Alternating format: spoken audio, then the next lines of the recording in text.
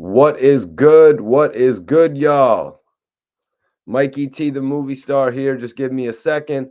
Want to make sure my sound levels are correct as I do every night. Want to make sure my sound is good, you guys.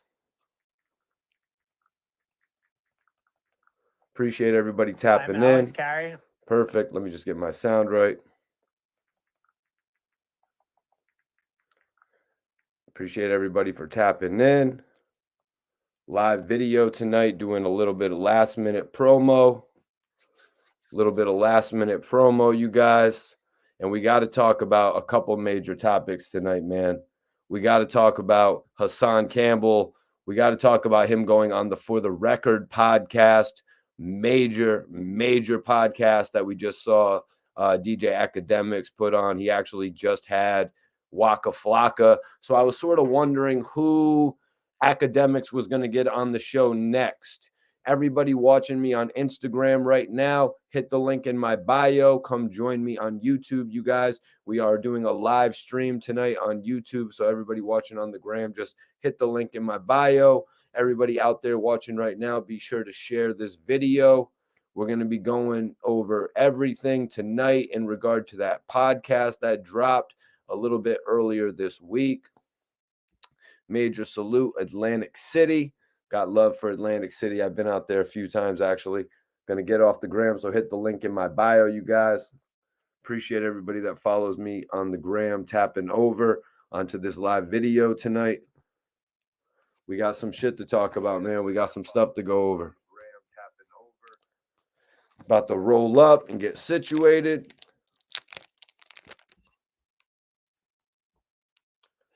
Mars says Billy Otto actually ran down on 811 Flushing not too long ago and nobody was there. Yeah, I actually just seen Hassan bringing that up. He was bringing up the fact that Billy had went on his live, told everybody he was in the area, but everybody was on tour. Everybody was gone. 6ix9ine had all of these alleged Brooklyn goons alongside him.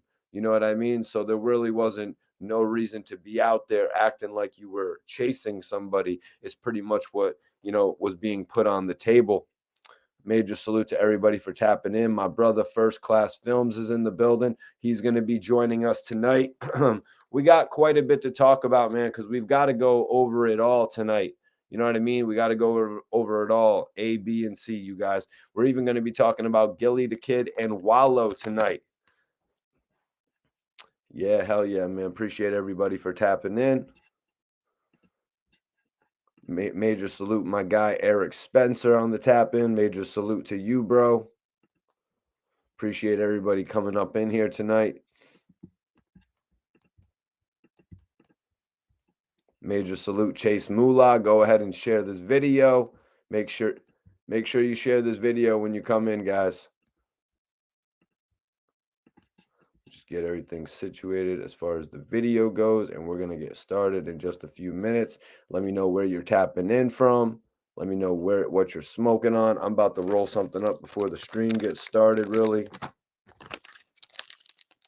Sir, I'm about to roll a little something up. I got my Dutch broken up. Just trying to make a little correction here. Okay, that looks good.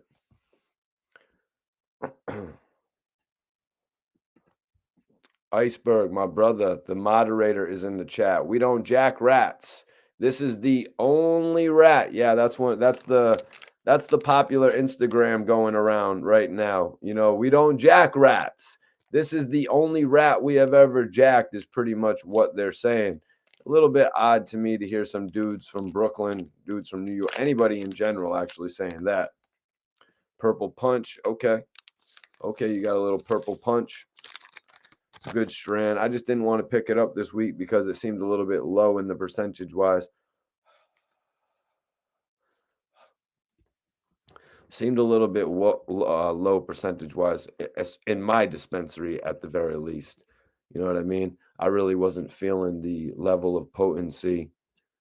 To be real with you. So that's why I didn't pick it up. Let me roll something up though, so we can get started. I got a little Henny on deck as well. But I'm more of a smoker.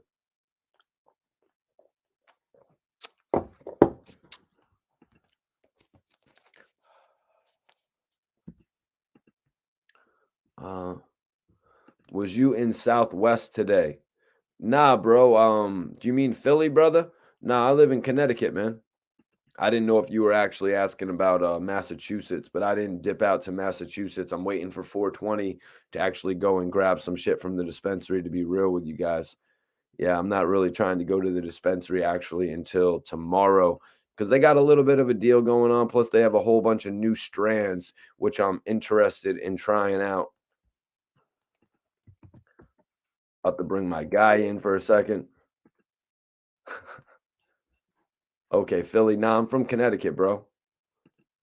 Savage Gains, appreciate you for tuning in. Everybody hit that share button, man. Hit that share button. Let me send this link off to my guy. Make sure everything's good there.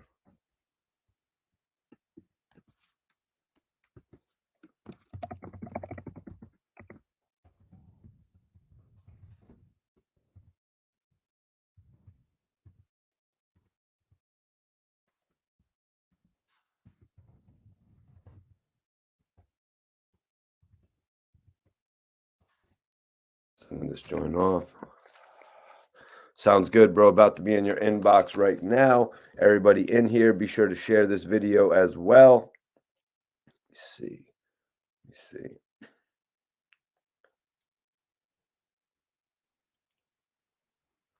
Excuse me. About to send. Okay, there we go. Major salute, Ryan. Appreciate you subscribing to the channel. That's major love right there.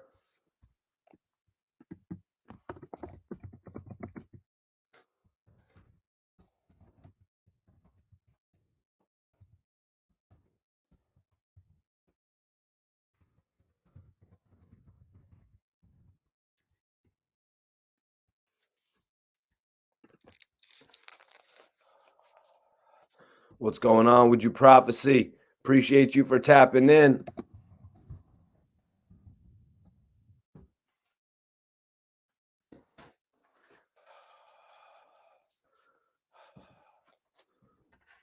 We're going to get into all of that tonight, bro. We're going to get into all of that tonight, man.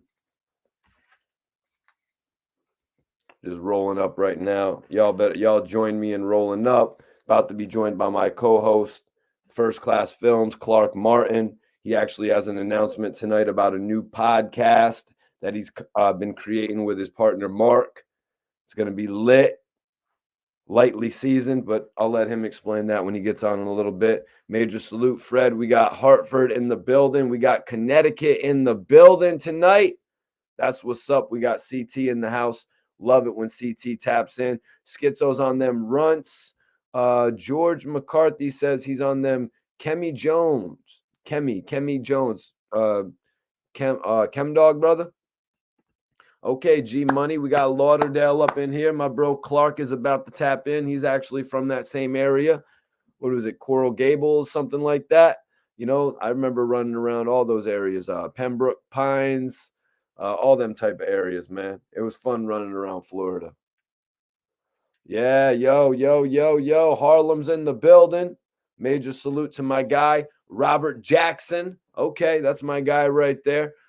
He said Harlem is in the building, and it was a crazy interview. Yeah, a crazy interview that kind of, in a way, did expose the podcast of Wack 100, you guys. Looking at this was not on the 100 podcast. This was not on the podcast that we just saw Wack 100 create and bring together, what, 5 or 6 different podcast hosts. You know, this would have actually been the perfect second episode, but it doesn't seem to be the case.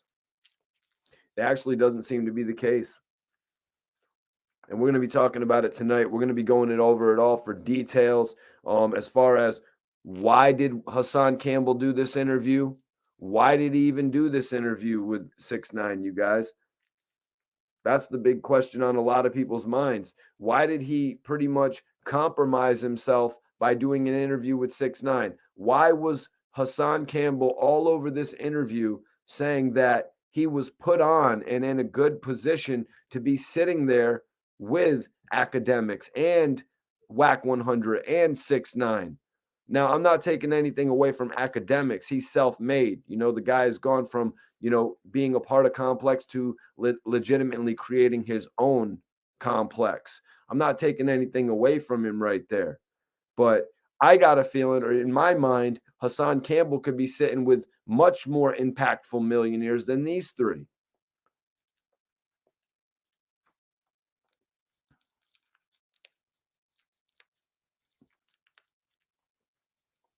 Yeah, that shit's crazy, crypto. That shit's crazy. It's all going to be on Hassan's Patreon.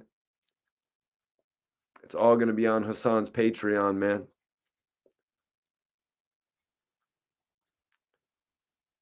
Mars said, Ack is a civilian. Yeah, nobody discredits Akademiks for being a civilian. Share this video, everybody. Share this video. We're about to get started. About to be joined by my guy. We're about to get started. I'm just rolling up, waiting on everybody to pour up in here. Bobby Digital in the building. Major salute to you, bro. We got a lot to talk about tonight. I don't know if you have seen the full interview with Akademiks, Hassan Campbell, Wack 106.9, and I don't know if you have seen a clip or two of it. It's a couple hour interview, you know what I mean, as most interviews podcast format usually go about 3 hours. You guys know that because we rock for about 3 hours on this podcast. Akademiks, the God says, damn, I need a new rap name. Well, yeah, man, Akademiks is the Akademiks now.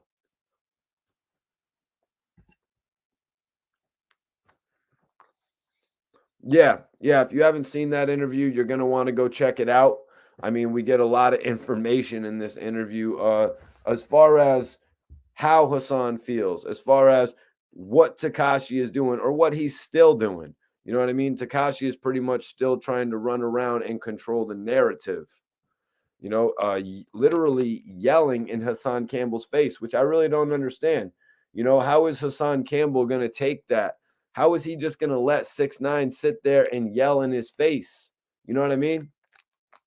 How is he just going to literally let dude act like that in front of him? That's why Gillie the kid didn't do an interview with 6ix9ine. You know what I mean? That's why Gillie had a little bit more, respect for himself. You know what I mean? And I'm not trying to discredit Hassan Campbell, you guys. Hassan goes on live and he has 2, 3, 4, 5,000 people watching him. So when I see him on the interview platform with these guys saying, yo, you put me in this position, a rat put me on. It's not a rat that put Hassan Campbell on. You know what I mean? Hassan put himself on. You know what I mean? Going all the way back in the day when he was grinding and doing a few interviews like known as Poppy and did the interview with Doggy Diamonds. You know what I'm saying? He came up and built a following that I don't think Akademiks helped create. I don't think 6ix9ine helped create. I sat there and I watched his numbers skyrocket. You know what I mean? Hassan Campbell, I don't get it. I'm speaking to Hassan right now. I don't get why you think when you command a following of 5,000 live viewers that you have to put all of that on 6ix9ine, Akademiks, Wack 100. The fact that you get to sit there with those millionaires, you know what I mean? And I put it in quotes because how long are these guys really going to be millionaires for?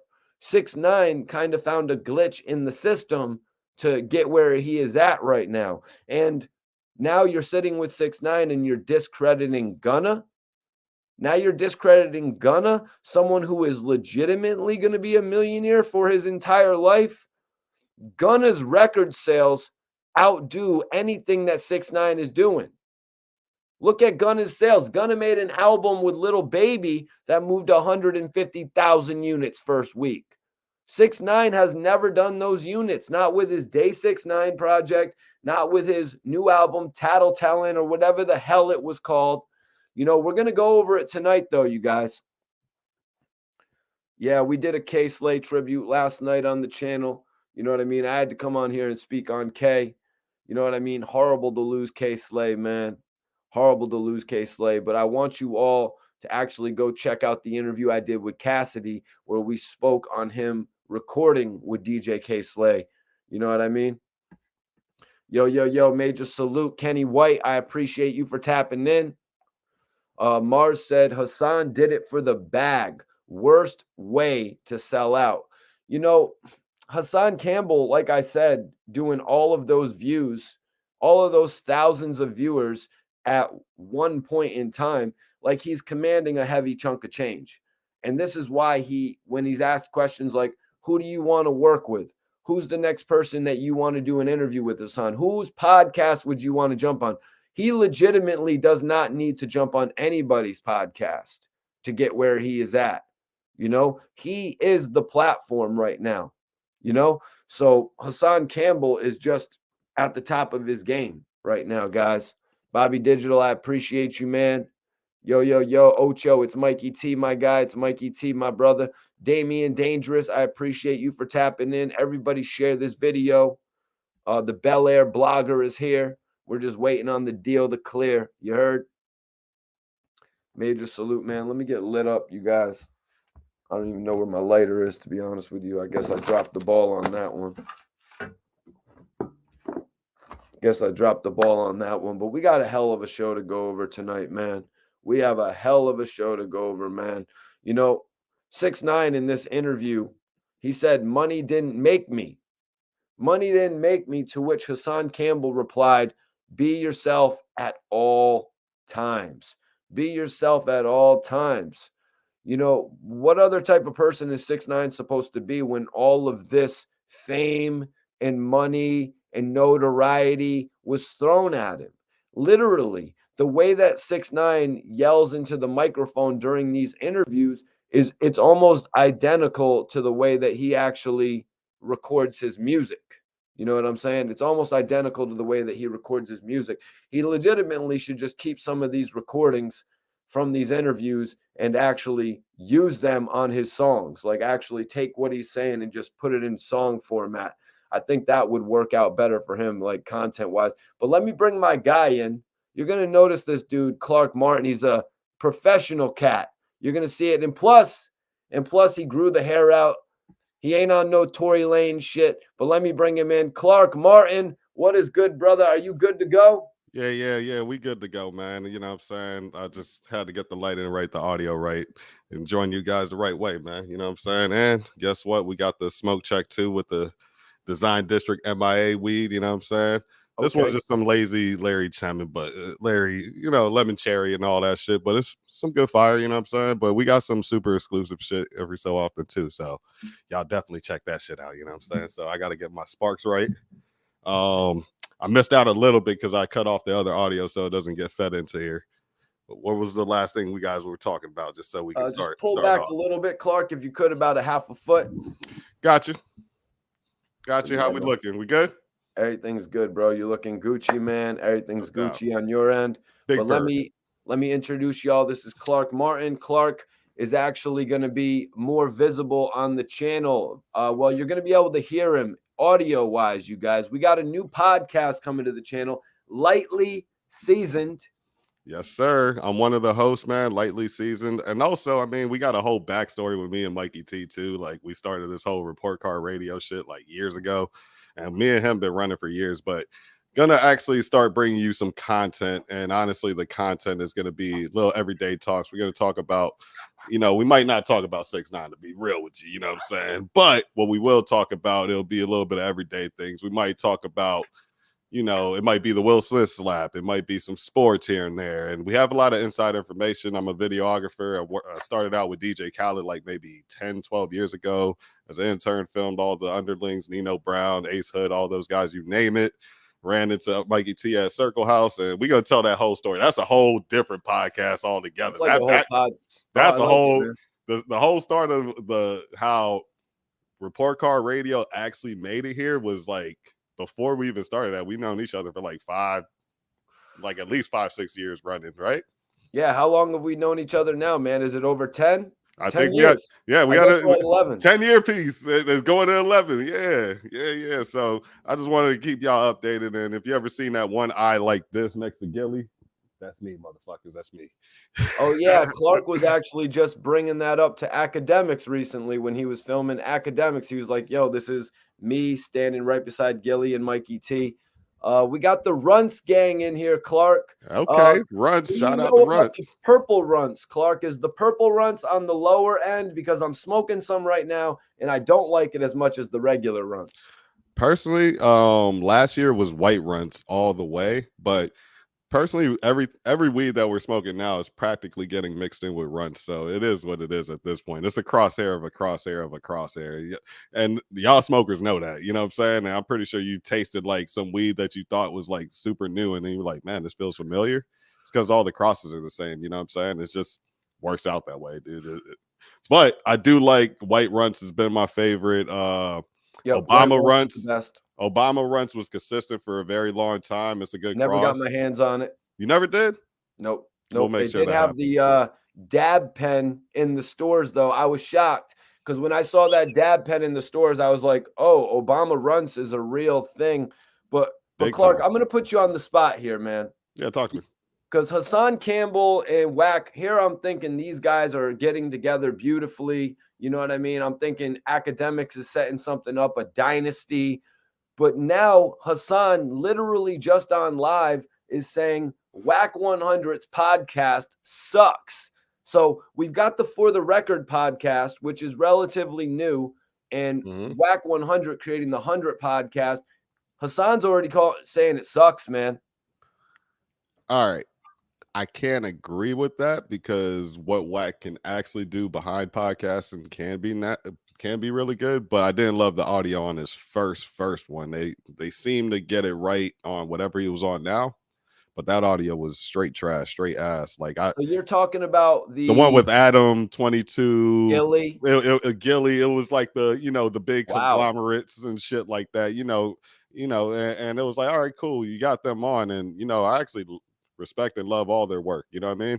But that audio was so bad that they kept saying, I think I watched No Jumper the other day, and Wack was on there. Might have been a month ago. He was like, yeah, we're gonna get that episode out. And I was like, oh, I see why that episode ain't out. That episode is not coming out because the Wow. audio is fucking trash. And they kept pushing it back until Act was talking about when's the episode coming out. Adam 22, when's the episode coming out? It was just too much pressure. Let me point out that this conversation with Hassan Campbell, Akademiks, Wack 106.9, it would have been a good follow-up episode for the 100 podcast, but it was actually the For the Record podcast. It was actually Akademiks podcast. If you didn't notice the microphones, they were all labeled For the Record, and it also did drop on Akademiks' page. And why the audio was 1,000 times better. You know what I'm saying? Like Akademiks came from the audio portion. He was a DJ, all that. So this is why that was automatically better. I sat through the whole, like every clip that I seen, I was sitting through the whole thing like, all right, yeah, that's pretty cool. I mean, was the content undeniably better than Wack 100's first episode? To me, yeah, because it's hand to hand, and I love all. Controversial though. Actually, no. Actually, I'll say this: the Gillie and Wallo and Wack going back and forth, that was really funny. I'm not gonna sit there and lie, but just sitting back, I might be cleaning something back here in the office or something, man. And I like to watch it, but I also like to hear it real well and just have it up. That's why you doing the lightly seasoned podcast here on Report Card Radio. Sometimes we got people driving to work. Sometimes we got people at work who need a little bit of audio relief. You know what I'm saying? And we planning on giving you a smooth radio voice. So you're in. Yeah, even Super Cindy gave me some confidence and said, man, it's a good one right there. And then there's a lot of people that's been in radio that said, man, you got a good voice. You got to at least try it. So we out here shooting, man. We had a show on here before called Netflix and Chill. I think we had who was the two artists? We had Zoe Dallas before, and then we had another artist. Then we had another artist I was on. Good luck. What's the kid's name, man? But he was signed with Rock Nation. I can't remember his name right now, but it'll come to me. But I remember you did an interview with Bobby Shmurda, Clark. Yeah. That was a part of the whole. Yeah, Tony was a part of the crew, man. And actually, salute to Tony. He's actually with 103.5 The Beat now. Was he on Party and Bullshit as well? Weren't you doing that with him? Nah, he was on Party and Bullshit. Then I was doing the Billboard and Vibe magazine coverage with him. So all those interviews and all that, we did a lot of them, a lot of covers, a lot of photos, all that shit. Bobby Digital said it typically takes we just hit over 100 we just hit over 100 viewers as well. But Nice, it nice. typically takes 20 episodes or so for a podcast to really get sold. And that's why I was bringing up the fact that this would have really been a genius second episode for Wack 100, to Man, have this type of controversial content on there. But if you noticed, you're right. for the record, Clark, their last guest was actually Waka Flocka. So I actually think that, Wack kind of livened it up a little bit with this one. No, he did, and I'll say this, a little insider information. When I was talking to Ack, man, this guy is super hungry on this podcast shit. This is why I actually kind of started mine. To be honest with you, the man was going up to Drew, filmed it, like, hey, yeah, we're gonna get on another podcast, this and that. Like, we're gonna get all your artists, this and that. Like, he is on it. He next day from Orlando was ready to either fly or drive down to Miami and lock in an interview with Drew, filmed it immediately. He's like, yeah, I'm gonna try to knock out another 5 right when I get down there. Not going to tell you what other business he's going to do, but as far as like that podcast business, he's all about it. So this is why it at least seemed like it was more enjoyable. And like I said, Wack did make it way more funnier. Wack is definitely entertainment and entertaining. So I think he's going to eventually have a good podcast. It's just going to take a while. I don't agree with Hassan right now because I'm looking at the potential. Well, right now I got to say I kind of do agree with Hassan because of the fact that Wack 100 really needs other people's energy to really create the content, and we've kind of seen that on Clubhouse, whether it's a Yeah, Young Buck situation, where he wants to bring on Young Buck's exposure or anything like that. So Hassan Campbell might have a point, and especially with you bringing up the fact that they had audio issues, different things like that, kind of hammered down the point, but doesn't mean we got to agree on everything. no, no, no, of course Like not. our guy said, it kind of We takes a always few disagree all the episodes. time and agree. That's why I always rock with you, Mikey. We grow from these disagreements and agreements, every time. So let's get into this a little bit, man. 6ix9ine was telling them money didn't make me.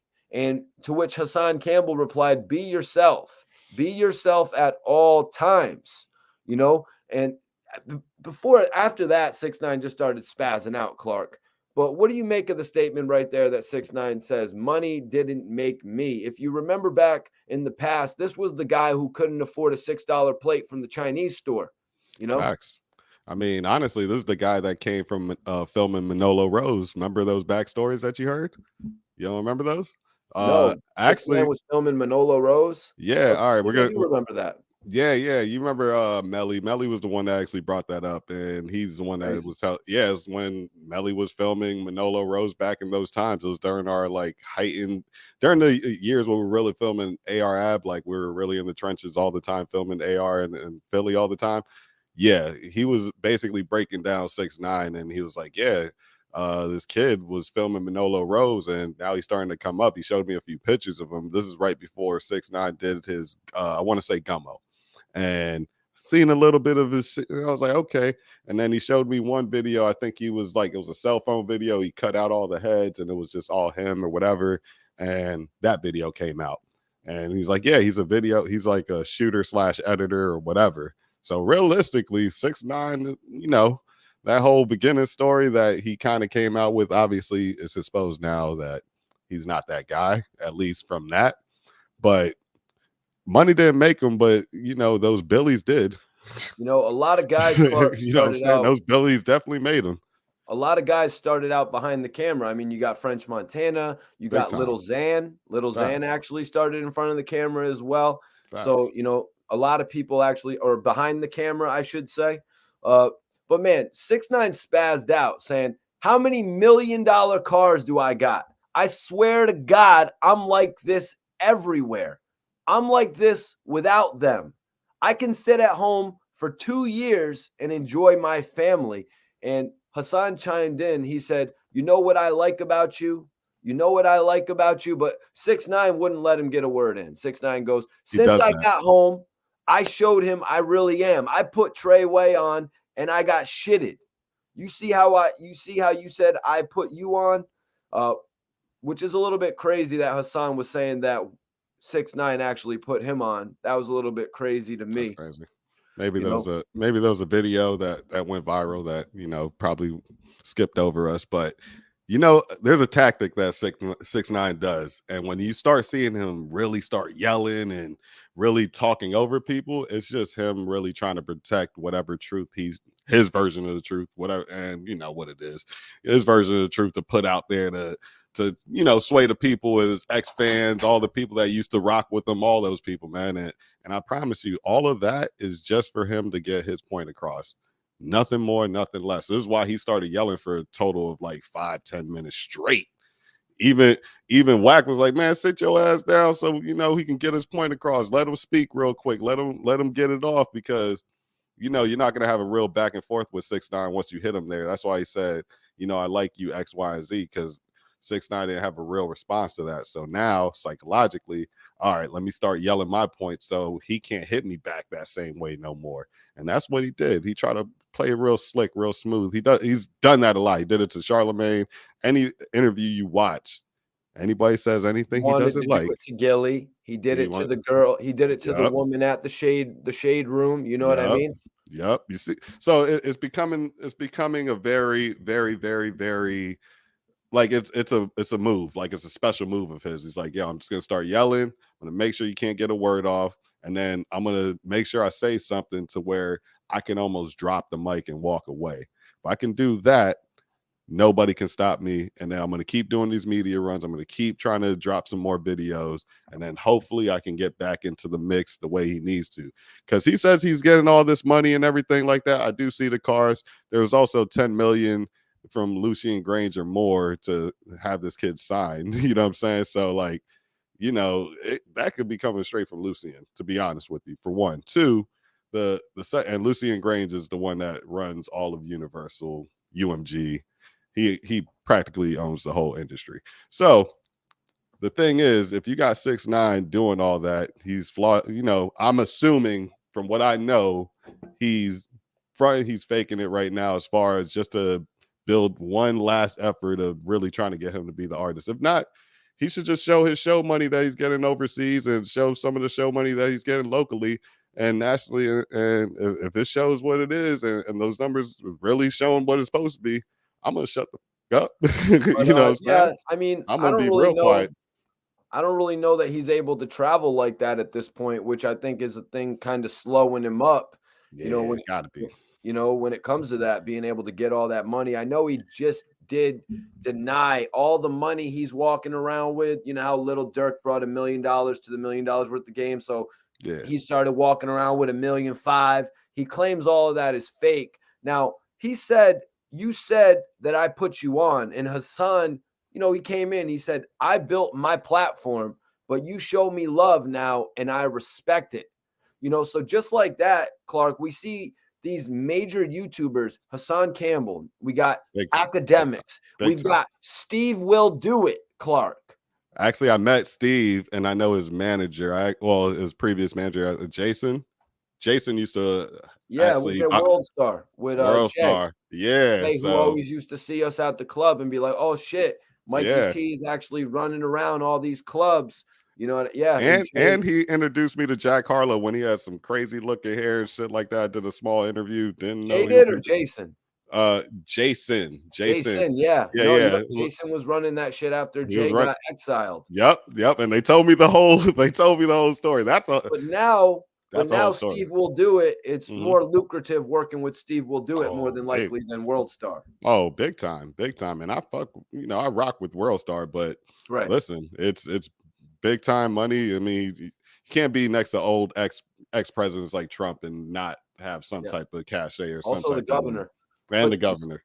this is what I want to say about this. Hmm. Hassan Campbell saying that he built his platform, but he shows me love and now I respect it. When I would log on to Hassan Campbell's YouTube lives and I would see him getting 2,000, 3,000, now 5, 6, 7,000 live viewers.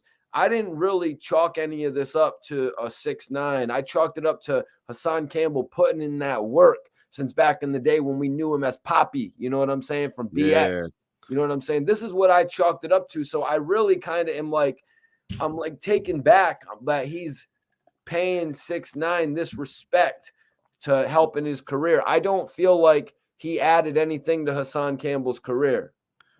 Yeah, I could see it's a double-edged sword when you're doing this thing behind the mic, right?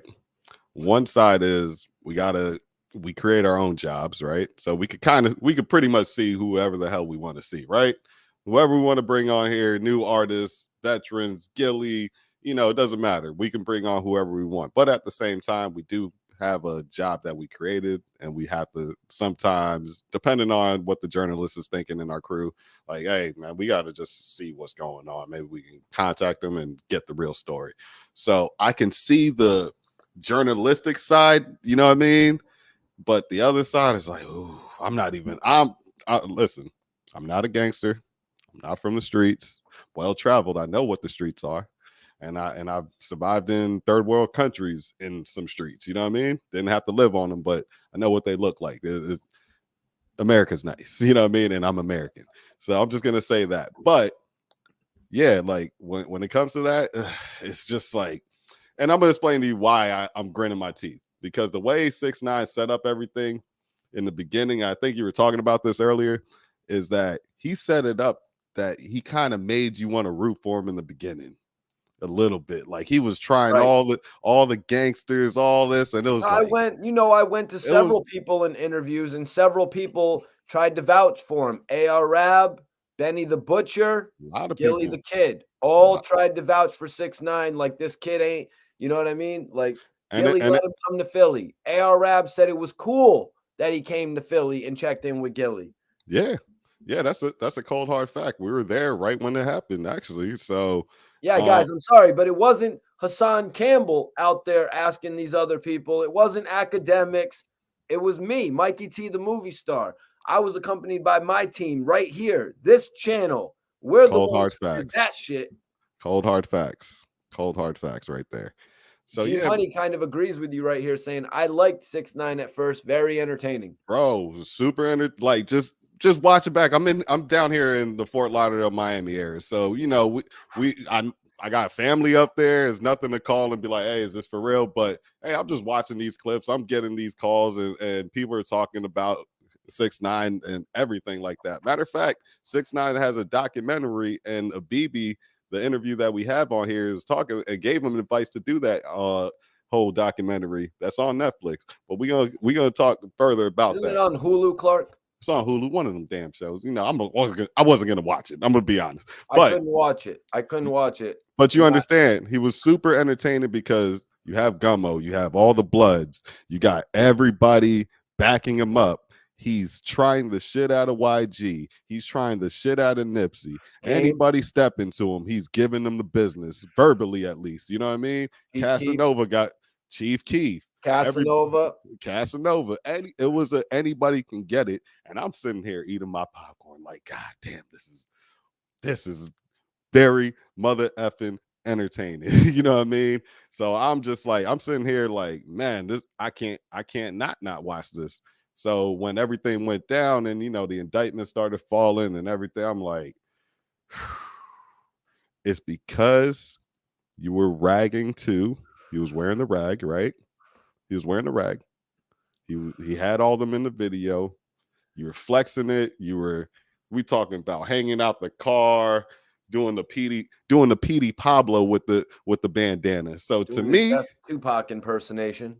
yeah, because we've heard about Pac's story too, but we're gonna respect that. To me, I want to say Hassan is pretty right when it comes to when he was getting at him, like, man, you really still shouldn't have told. Like, he didn't get that point across from what I watched, but he still shouldn't have told, because it was like, man, that was your fault. Once you got in that lifestyle, that was his fault. So let's talk about this then, Clark, because Mm-hmm. 6ix9ine said it's time to level up. You see All how right. people are trying to blackball you, which you see how people are trying to blackball you. They can't silence this. They can't silence me. I've been putting people on since I got on. I haven't stopped putting people on. The only person that I know 6ix9ine has really put on, I'd have to say, Clark, is probably Shoddy. Shoddy definitely got on after being associated with 6ix9ine. Facts. Kuda And B, not so much. Kuda B was cool, but not so much. not so Shoddy much. was popular. Yeah, Kuda could have had a little chance. I think he had a mixtape with Parks from the Joe Budden show or whatever that was supposed to come out, and that He never got out did. of jail though when he went right back in, Clark, for having a party. Oh, because it was like around COVID or something like that, right? Right. Smart guy, smart guy, uh, Well, real I mean, smart guy. Hey, so, you know what? He probably missed the biddies. You know, trying to bull in the Bondo. You know, he is well, Clark, he affiliated. was just popular at that point. You know, I mean, imagine you. You know, I know you've been with all the college friends back in the day. Imagine you get up out the bang and you're the hottest thing smoking. You're probably gonna want to call all your friends from USC or whatever college it was you was telling me about back in the day. Yeah, no, I was over by the Florida State Tallahassee, the number one rated school that had HIV. But you know, FSU, Clark. yeah, Florida State University, Okay, Florida State my University. bad. What did I said? USC, FSU. You said USC. If I was a Cali boy, I would have been blowing it down with some good weed, bro. Come on now, that would have been good times. Yeah, man. You're lucky to be out in that area though. You know what I mean? I loved it when I actually lived down in Miami, bro. Now let's talk about this though.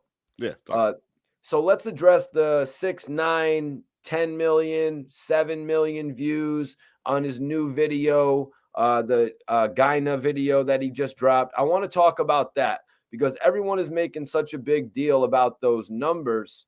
But I got some of 6ix9ine's previous numbers, Clark. Let me see. legendary So, numbers from back in the so day, though. right, his song Gooba. Let's talk about Gooba.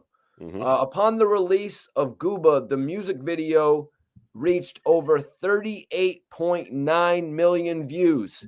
38.9 million views, Clark, in 24 hours. He broke the record for the biggest debut for a hip hop song on YouTube, which was previously held by Eminem, the MGK diss song, Kill Shot. So, Clark, they're making a big deal about 9 million views, 7 million views in 24 hours, but they're disregarding the fact that his first song he dropped, Gooba, did 38.9 million views in a single day. Yeah, and that was a point too. His numbers started dropping, then he decided to disappear. So I think that's either, I'm not sure if he's independent, which he still owes money to the label, so he's not independent. Never believe that. So right now they probably shut it down, trying to figure out a way they can actually generate real streams after that first one. Because I mean, this guy came from 500 million views easily. You know what I mean? There's definitely more than enough videos that he has over 300 million views. So that's already a stark drop, right? From the first time you dropped way back when to when you got out of jail, you served your time, you got out a little bit earlier for the pandemic and COVID protocols or whatever, right? Got out early, Gooba drops 38 million real quick. Then I think, what was the next video he dropped? Because that drops down to The next like, video actually did really good as well, Clark, what but did it that did go drop to? down in overall views. The That's what I'm overall saying. views dropped by over 250 million views, but the amount of views in the first day, Trolls, it was the record Trolls. He came back with the Nicki Minaj assisted joint. He was smart about it, Clark, Yeah, because he did first do he that. got the shock value just from being back. Now he's going to get the Nicki Minaj. We're going to watch it because of Nicki. This record, Trolls, in 24 hours, it did 32.5 million views, bro. 6 million less than Gooba, but still 32.5 million views compared to 9 million views right now. And nobody is talking about that. Hassan Campbell is the best blogger. Akademiks is the best blogger. Wack 100 wants to be the best blogger, but they don't want to talk about the facts of the matter. Of course not, because Wack is managing 6ix9ine, so he can't mention those numbers. He's got to keep that low. Let's just keep it real, you know. But Wack is a good dude. He's gonna stand up for his clients. You know what I'm saying? Like, he'll definitely stand up for his clients. You know that. I know that. But the other guys, well, Academics is still, I'm assuming, is his friend, Yeah, they right? are friends. They're still Of course. friends. So like, even if they don't do business all the time, it was like he stayed away from him for that forever how long he was actually out. I don't think he actually was in the same room with them when he got out for a long time. If I'm not mistaken, I could be wrong. I could be forgetting something. But so now it's probably his time. Like, I'm gonna get my friend. I'm gonna get Wack 100. Oh, let's add in Hassan Campbell to the mix. They had Hopefully, to. The and then first time they did 3 of them. and I know for sure Adam 22 said fuck no because he's not trying to deal with that. Yeah, it doesn't seem like he really wants to be around people he doesn't have to be around right now. That's why he won't do the Skinny from the Nine interview. That's why he won't sit down with 6ix9ine again. Maybe we'll Big have to time. wait and see. Big time, big time. So that's why you're gonna see him with certain people. They're gonna try their best, but this is literally 6ix9ine's last stand. I don't if he doesn't pull off anything within the next 3 to 6 months after this album, to me, in America at least, it's a wrap. Now, I don't know what the numbers he does overseas in Mexico, anywhere else. I just know in America Canada.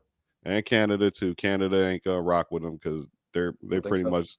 I don't think Oh so. yeah, you're right. Canada, the UK Canada, might not let him in. yeah. When it comes to Canada, because of the whole Drake, Pressa, and all those guys coming out, they're pretty much in tune with the whole American type of vibes and But also everything his like that. legal issues might prevent him from going to the UK, Paris, France, Canada. It might prevent him from going there. See, Mikey, this is why I want to see the receipts on all this big dirt money that he's holding in these stacks of money. Because is it from the old albums? Is it still from some of these old plays? Or Is it because still from that $13 million deal that you allegedly got, which I would have to say it is, Clark. it gotta be because I mean, how much commissary did you actually do? I know you did a lot of lawyer money for sure. That's 1,000% the lawyer So money. let's The talk crazy. about Clark when the Mhm. writing was on the wall. Zaza came out. Now Zaza, and I got some reports on Zaza as of February 2021. So this is just about a little over a year ago. Um, so Zaza came out, and this is kind of when you knew things had changed for 6ix9ine. Zaza, which you remember was the joint where he tried to expose Meek Mill, that whole thing with Meek Mill when they came in contact. Yeah, I remember that. He did Down that for a down little here in bit of. Miami. Oh Down here yeah, in Miami. okay. I He did remember that that. for a little bit of boost in the numbers. Clark, Zaza ended up only doing 10 million views in 24 hours. See, what's crazy is I'm gonna play devil's advocate here. It's That's great. still it's great numbers. Like for anybody else, it's still great numbers. Like, right? But since there's a double-edged sword because 6ix9ine was always poking at everybody else with their numbers, right? It's coming to bite him back in the butt, right? Just straight up. It's coming back and it's backfired on him because you go from 500, right? Shout You out to go King from Alfred. 39.7 million or whatever. No, but he had bigger numbers than that, though. We're Well, talking he had about like he did over a billion on YouTube in that's what reality. I'm So saying. Like his stuff is crazy, right? So you going up from megas, basically all time numbers to yeah, you kind of like a bubbling artist now. You're going from like, and that ain't what he promoted. It's not what he was doing. And everything that he's trying to, even the beefs that he's trying to spark up with the King Bond thing, it gets a little academics traction here and there. okay. It might get a few things here and there, but like I said, academics is friends, so that's going to be on there. You know what I mean? He might I'm need that. He might need that more than say NBA YoungBoy. Because I was disappointed in NBA YoungBoy that he went for that academics traction, as you call it, by mentioning King Von and calling out Little Dirk. I was a little disappointed in YoungBoy because I feel like he doesn't really need to do that to sell records, Clark. actually funny thing is too. Side note, and I'm going to bring it right back to your point. They actually asked me that question when I was with 100K for that same thing with academics. They're like, yeah, so what do you think about the whole the whole King Von, Little Dirk, and Young Boy thing? I was like, honestly, all right, y'all making probably a little extra bread off of it, but it's just gonna make everything kind of more expensive because now we in this bulletproof like vehicles right now. You know what I mean? We gotta ride extra. We gotta have a little bit of extra security, even though they're not worried about it because they're just a management group. 100K is just management. It's not a group of people. It's not a group of just thugs or anything like that. They actually manage artists. They actually do a good job, you know, from what I've seen. I've been around them at least 3-4 times on businesses. So, you know, they asked me, I just said it's good for business in the short run, but in the long run, is I know it's hurting y'all, and y'all probably more annoyed about it. Like, yeah, you got it right on the head, bro. We're just annoyed about it just because it's like I'd rather Track was like, I'd rather had if he didn't do all of that. He still has put it on the record, said one of my artists still want to get on with them, we can. You know, it's not a big deal. But yeah, it's just not good for overall business because now you're walking on eggshells. You can't book this person, you can't group up Hot Boy or YNW Melly coming out of jail with this person because now he was cool with Vaughn and you diss Vaughn and da da da da da. It just gets ugly. But just back to that point, I just wanted to throw that little tidbit in there, just so you know. So I saw a comment actually on Reddit Yeah, where somebody actually said, "Damn, Gooba did 100 million in like 3 days. This really. took," and then he was saying that because they had posted that Tutu, a video from 6ix9ine, actually did 100 million views in 2 months. So the guy was like, "Damn, Gooba did 100 million in 3 days, and Tutu took 2 months to actually," you know what I mean? It's a real slowdown. It's a real slowdown. That's what I'm saying. Like it's what do you think? How if you had to put a timer on 6ix9ine, if you had to take this to the bank, you've been around a casino once or twice, Mikey T, so you know if you had a bet on 6ix9ine, over or under, does he make it past the 6 months or not? As far as like an artist, are we gonna see him go doing big numbers after the 6 months or not? Like, are you gonna see multi-million views still? Or are we gonna start seeing it might get to 1 million and might start cracking down to like the 5 mil, 1 mil, 800K? Well, Is it well, gonna get there? regardless, well, regardless of that, Clark, I think 6ix9ine needs to get on a track of actually releasing music videos if he wants to Consistently. generate any revenue. I feel like, what Wack 100 was saying. He's like, you took so much time off. 6ix9ine is saying he took 2 years off to be with his family and shit like that. That is so much time lost where he could have been generating YouTube revenue, man, and making hundreds of thousands of dollars based on the fact that he could have probably attracted a few 100 million views every month. Like he could have literally, if he would have kept on releasing videos, he could have done that. So I think Wack is going to get him on track, Clark, to actually start releasing albums or at least singles, sort of like Soldier Boy's doing right now. Yeah, he needs to do that. Somebody needs to get him on track, but I think he will sustain. I think he will sustain over the next 6 months.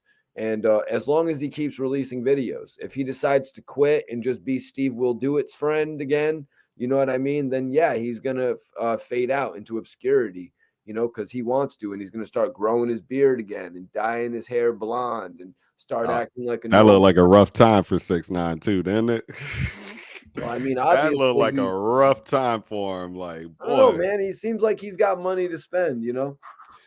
he's not broke. Let's be clear. He's not broke. He's just not making the money he would have had he not said anything, right?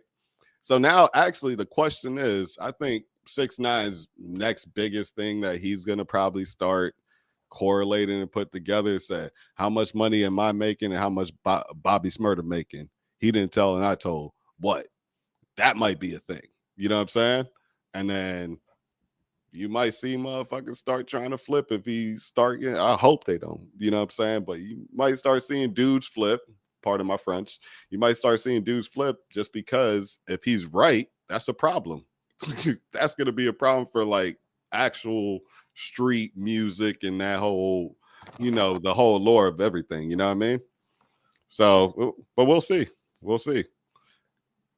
So I want to talk about Gunna.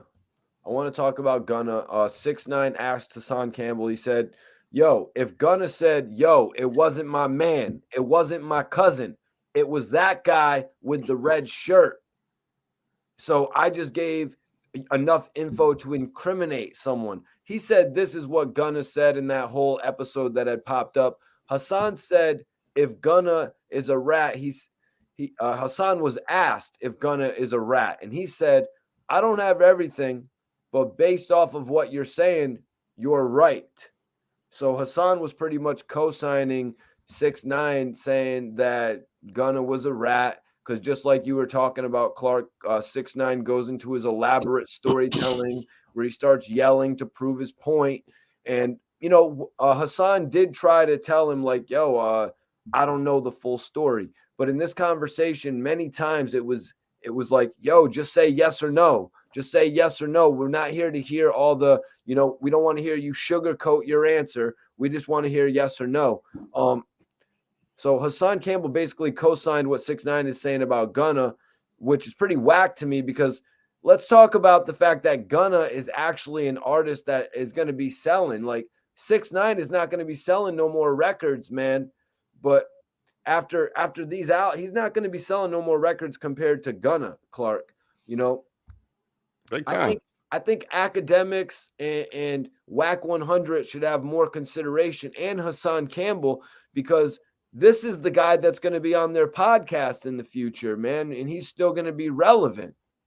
Big time. I mean, Gunna's on a, you don't have a number one album for no reason, for one. Two, about that whole Gunna thing, I don't think I don't even think Gunna was rapping at that point in time. I could be wrong. Wasn't in Atlanta. I don't think he was ever like, I'm not, he definitely wasn't going as hard as 6ix9ine as far as the whole gangster stuff. He barely raps gangster in this stuff. He kind of raps a little fly and hustlerish, if you ask me. You know what I mean? And so that's Gunna's music. So if you want to go based off of like who was repping it and doing that lifestyle, at least from perception more, 6ix9ine or Gunna, come on, it's 6ix9ine by a country mile. So I can't even say Gunna was anywhere close to snitch like 6ix9ine, because Gunna's case, from what I know, he never pointed out who it was. He just said, "Hey, they got the wrong person, da da da da da. They were wearing the same type of clothing, but you got the wrong person, X, Y, and Z." From what I seen, right? Yeah, So if that went down that way, from what I know, only one person got jammed up. From that little tidbit, a whole organization and a whole block or two or three or four, however deep they run, got taken out by 6ix9ine. So you do the math. yep. 69 people probably in jail. You know what I'm saying? And 69 people might be in jail because of him, or hurt him financially or anything like that. Gunna's thing, from what I remember, one person got jammed up, and I don't think he was the eyewitness or anything. He just was telling them, "Hey, it's not my cousin. He was wearing the same shirt like another person was." That's all I got from what I know. Well, I just posted up a poll, Clark, for everybody that wants to vote in this. Oh Was yeah, six please. nine was 6ix9ine right about Gunna snitching? Yes, no, or the third option, 6ix9ine is the rat. Oh, but Clark, this is like, it just kind of like feels like they're insulting the music industry. You know what I mean? When Mm-hmm. they're going to do some shit like this to me, like Whack 100 did try to hold 10 toes down for Gunna, though, saying that he has a relationship with them, saying that he wanted 6ix9ine to clear it up. You know what I mean? He's like, you ain't just going to leave that shit. You're going to have to clear that up. So he made sure 6ix9ine cleared that shit up. But in all honesty, man, I feel like Hassan Campbell is just jeopardizing his own career going on there, sympathizing what 6ix9ine is saying about Gunna. I would much rather hear a conversation with Hassan Campbell and Gunna, you know what I mean, than hearing another conversation with 6ix9ine. If anybody who's watching this right now didn't see throughout the entirety of that joint, like dude was yelling over Hassan Campbell. He was And stopping use him from talking. and usually that never happens. So that's just like, so to see that just shows you how much this kid can control a room, and why he actually even got any power with the whole Billy crew and all that. You know what I'm saying? Like, you see it.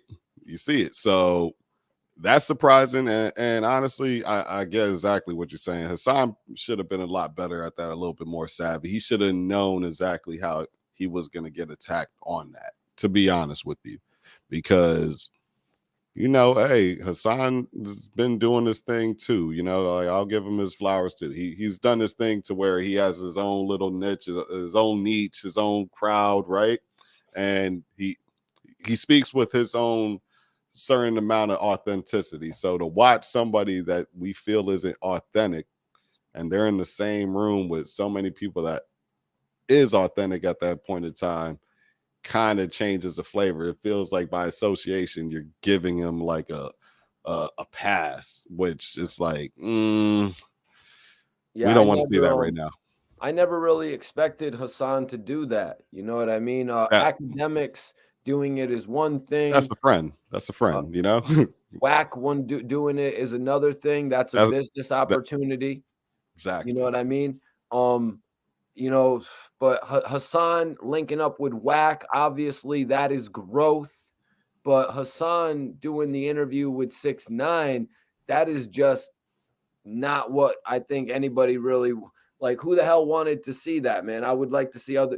I mean, everybody went and watched it, obviously. You know what I mean? Everyone went and watched it, man. But it just threw me off on Hassan's character completely that he would actually do an interview with 6ix9ine. You know, I feel like what did he miss that episode of $1 million worth of game when Gillie the kid put it on blast? 6ix9ine reaching out to him so he could flip the narrative of the music industry.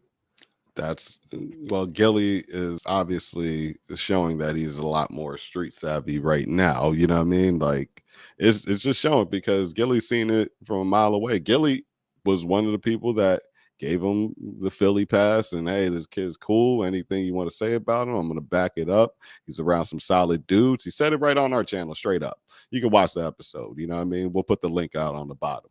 But yeah, man, like when you see 6ix9ine, I'm not sure who reached out to him because the only thing I could say, maybe I'm gonna try to think of why.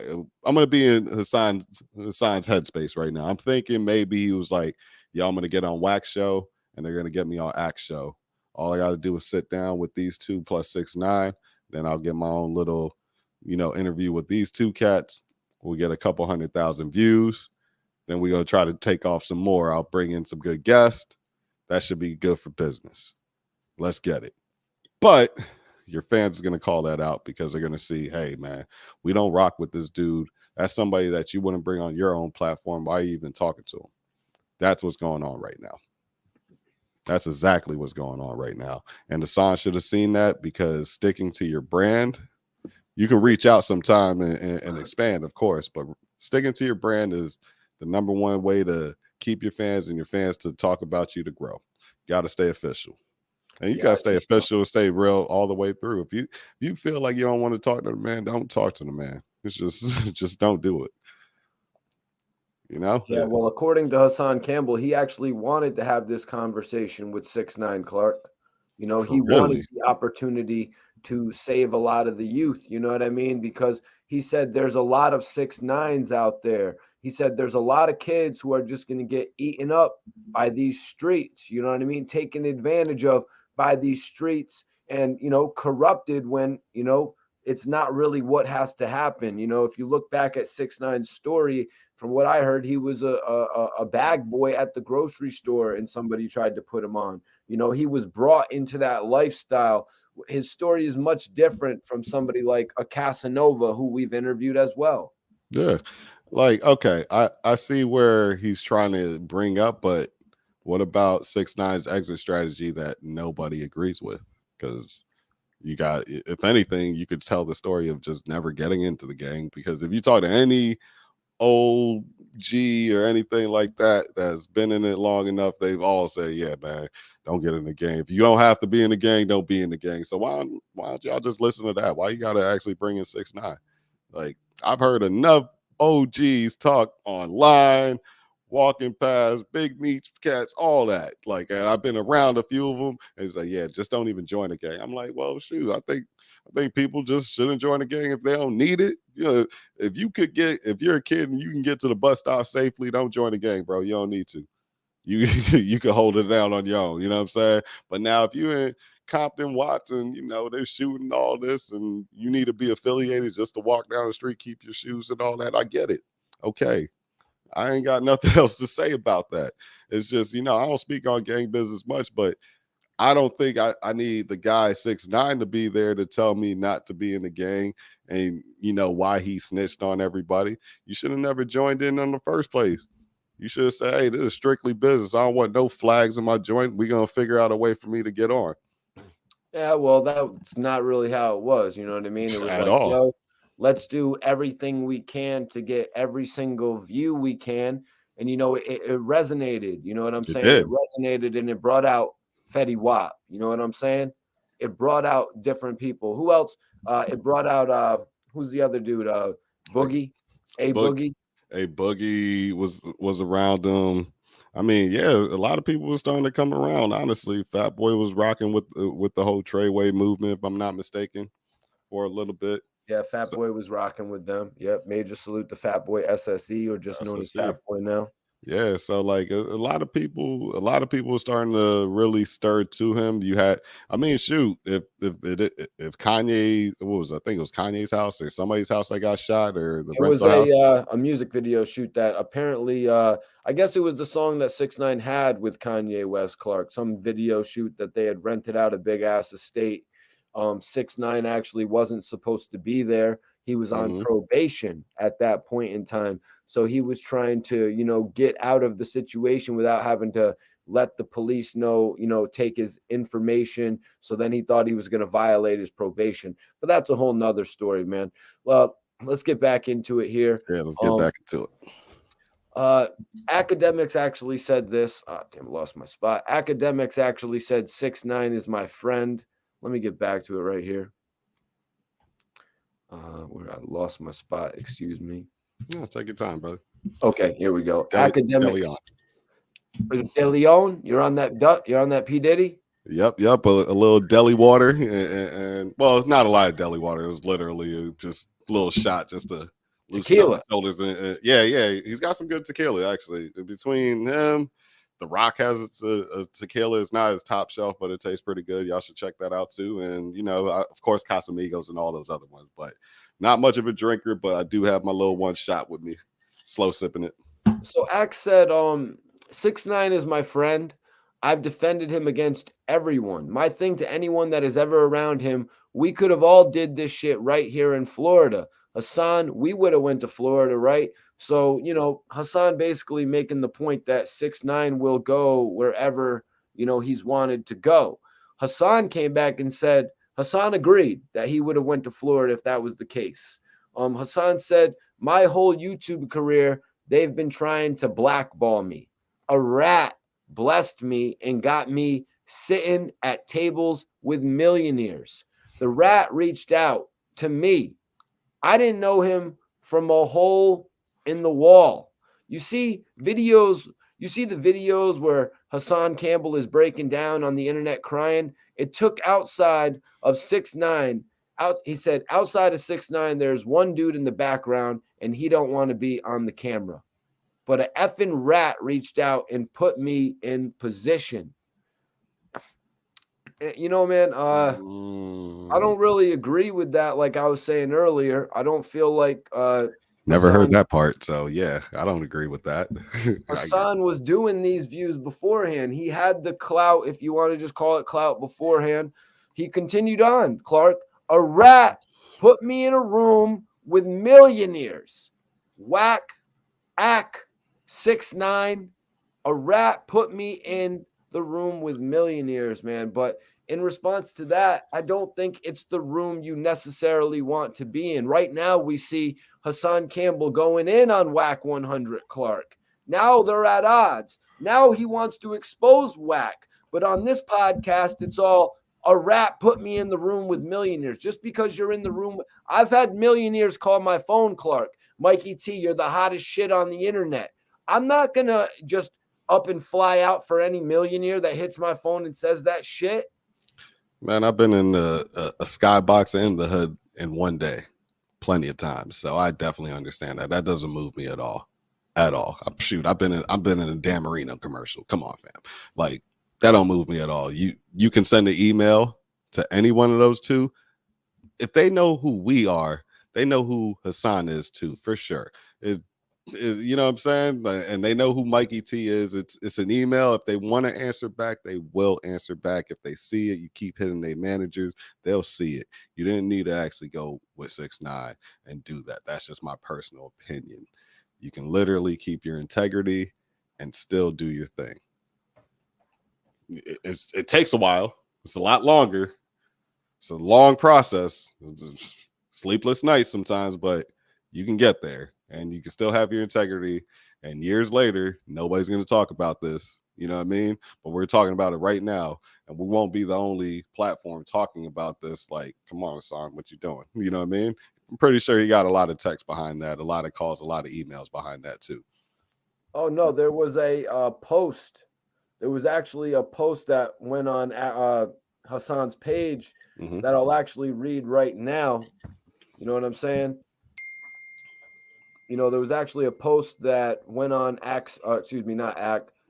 Hassan Campbell's page that I'm going to read right now, where somebody commented and said, seeing people in person, if you're not really comfortable, poised, it's easy to lose your bearings.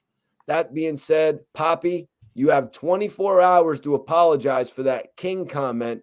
The streets is watching. So in this joint, You know, called him the king? Hassan called him the king of YouTube. Hassan said, I thought he said New York. I was like, yeah. No. The king of YouTube, Clark. Yeah, I was about to lose it. I got two older brothers from New York. I got too much respect for New York, even though I'm down here. This is what he said, Clark. He said, okay, go ahead. Hassan said, you've been there, done that. 1 million people on this planet Earth talk that hard bullshit because they spoil their worth. This man right here is a king because he has the finances to be that. So now he has an obligation. Let me finish because, you know, in this podcast, he was getting cut off about every 5 seconds. Let me finish. When you come outside, granted, you got your soldiers behind you, but listen to what I'm saying. Make sure, for one, yeah, you got to travel, and I respect you traveling by yourself, but you got to elevate your mind. The same obligation Shotty and Nuke had over you, you had over them. And he was talking about 6ix9ine looking out for all of the people who are following him right now. Got to switch up the camera flow real quick, fellas. Give me a second. No worries, Clark. No worries, man. I'm listening, though. I'm listening. Yo. Got plug up so we'll get cut off. There we go. All right, get yourself situated, Clark. Clark's situating himself right now. We'll have him back on here in just a second. You guys, make sure you share this video, y'all. Make sure y'all share this video.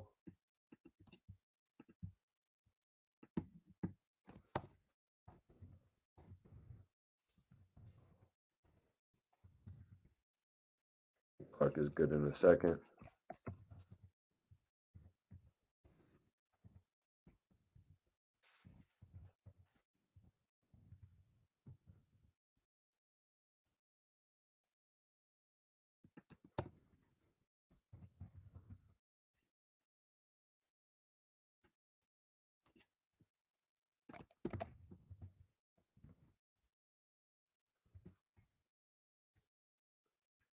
What up, Hilt TV?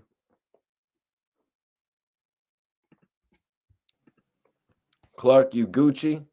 Yeah. I'm gonna have to use this camera for right now, just because I got to plug up on the computer. I ain't want to lose any power. So you gonna see me on this one. What's popping with you, man? Appreciate you for tapping in. Yeah, Ruffin, man. Appreciate you, brother. Appreciate you guys for tapping in, man. Let's get back to the topic. Rez, salute to you, bro. Major salute. Appreciate everybody for tapping in.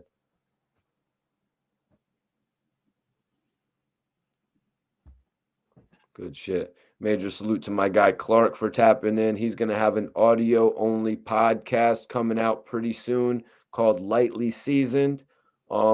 Yeah, I don't want to put Clark on the spot to give us a date for anything like that, but it'll be in the Oh, notification. So actually, we're gonna come very, very soon. We probably do this a few more times and then really release it, so And then what we're planning on doing, if you guys like it enough, just put down in the comments, man.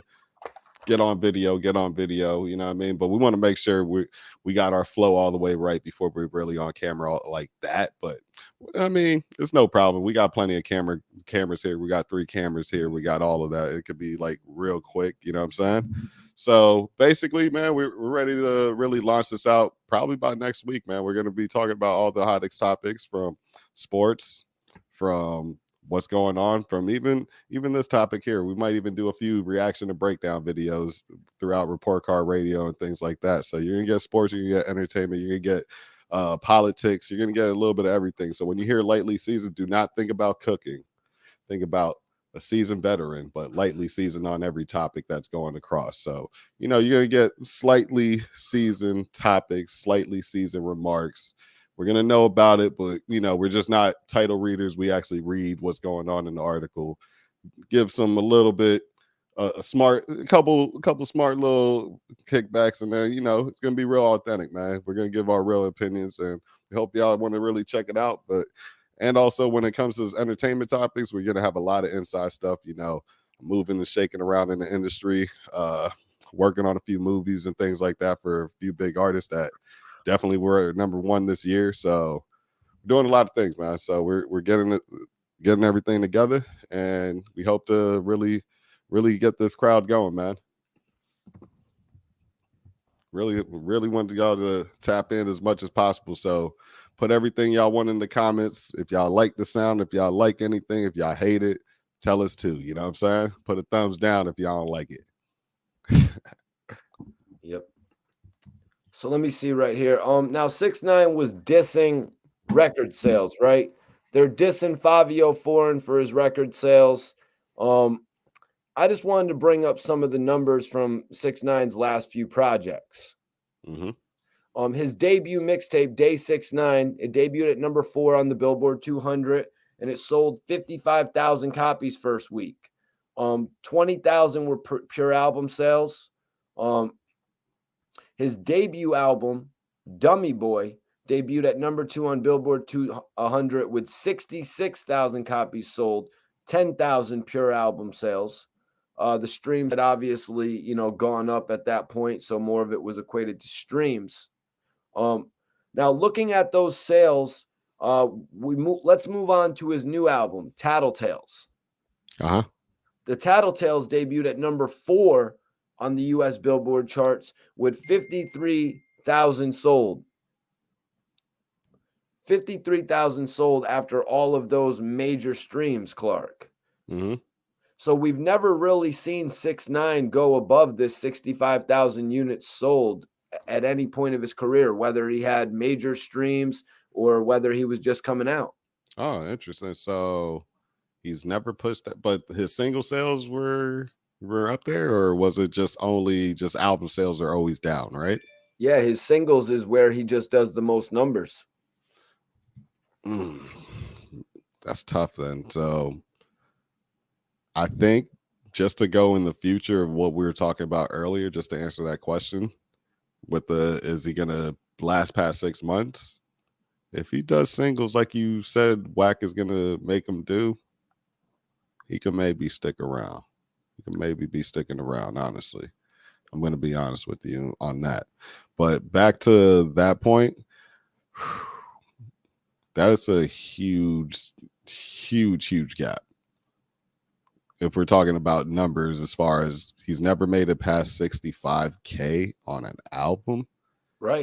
I would have never guessed that in my life. If you put me on my, hey, gun to the head, and I had to answer that, I would have say, yeah, you got about $150, 200, you know what I mean? And splatter. It would have been over. It would have been bad, it would have been done. Just because the way he does it, you know what I mean? The way he actually does it, like I said, he's microwave, he's popcorn, he's fast, you know what I mean? So you like his singles, but you're not going to really check him for an album. Plus, Yeah, honestly, the way he presented his voice, I don't think you ever really wanted to check a whole album from him. You would throw him on a playlist in the beginning, you know what I mean? With the gummos and all that, Gotti's and all that. But like, it's almost too much. It was kind of like if you remember Meek before he actually had his album, and he's like, we love what he's rapping about, but he yells a lot. I don't know if I could listen to his album. A lot of people said that in the beginning. You know what I mean? But Meek. those albums sold, Clark. Oh Meek yeah, Miller yeah, yeah, yeah. sold, like Oh no, 200 for sure. He quarter stood. million in a week. Yeah, he stood the test of time, 1000%. So like, I'm never gonna question Meek, but that was a thing in the beginning. We were all worried about. All right, man, is this, there's a lot of yelling, a lot of You're that. right. You're So right. with 6ix9ine, it was a lot of yellow, a lot of antics, and then it was a we'll see, a we'll And see now, method. and now, And now you see. and now Meek Mill has sort of eclipsed Rick Ross. You know what I mean? He Oh, became facts, bigger than Rick Ross. facts, facts, facts, facts. Big time. He That's what definitely. you want to see in artists, though, man. And I know Rick Ross has a car show coming up. Rick Ross has a car show coming up pretty soon. Hopefully, we can get the invite to go out there. But Clark, man, I really appreciate you for tapping in tonight. I'm going to put your IG up right now, man. But if you want to give a couple drops, you know what I mean? Give a couple plugs. I know All you'll right. be on in the near future, though. Oh, most definitely, man. I just want to give a shout out to the team, Mediate Creative. You know what I mean? I want to give a shout out to Mikey T, of course, my business partner too. Like, I got a few. My other business partner, Mark, he'll eventually be on here at one point. So Hell yeah. look out for him. What up, But Mark? got my IG right there, First Class Films, man. We worked on a few things, man. Shout out to the bro Majestic, Yeah, RBH, the whole shout out to team. Majestic, Steve. man. And I mean, if you want to go on to the .com, just check out all the profile links. You got the link to Report Card Radio. You got the link to Mediate Creative. You got my artist Constant. Shout out to him. He was Shout on out here. Constant, Yeah, he South was Strip. South Hell Strip. yeah. Them Brian boys are on. Troy. Yep, Brian Troy. Like, we got a lot of people, man. Those guys are doing a lot of things. Actually, they're about to shoot that whole video that we were talking about with Puya tomorrow. So that should be a real golden one. I'm going to a grab event tomorrow. So, we're about to get real lifted and have some real fun tomorrow. You know what I'm saying? Shout out to Clark pumping our shit to Akademiks when he sees them. Oh, But yeah. Clark, Nah, everybody catch got to you on the know. next one, bro. Catch you on the next one, man. Park Car Enjoy your night, Radio. brother. We out. My brother. Yo, appreciate Clark for tuning in. Make sure y'all go follow Clark right now. I'm going to have him on in the near future as we build up for the preparation of his new show, Lightly Seasoned, with his podcast co-host Mark. We're going to have them both on in the near future, man. We got a big team, though, over here. You know what I'm saying? We got a big team, whether it's visual creators, whether it's artists, producers. You know what I'm saying? We got a big team over here, man. But Bobby, I seen that you posted that 6ix9ine's numbers were mostly digital streams, and I just wanted to bring you up to date on that because on his debut mixtape Day 6ix9ine, it was actually 20,000 equivalent pure album sales. The second project, Dummy Boy, actually did 10,000 equivalent album sales. So these are actual people going to purchase the album rather than it being streaming numbers. So Wack said, let's get into something. Wack said, let's get to the next thing I've been arguing the last 9 months. When 6ix9ine drops his shit, he's gonna flop. I checked the Spotify. He's number 1 on YouTube. Yeah, that's what they're talking about. The fact that he's number 1 on YouTube, the fact that he's doing all these major views right now, even though they've, drastically decreased. 6ix9ine has actually still managed to remain above the normal artist. You know what I mean? 6ix9ine is doing more views than your average artist. You know what I mean? When you look at the numbers, it's just evident.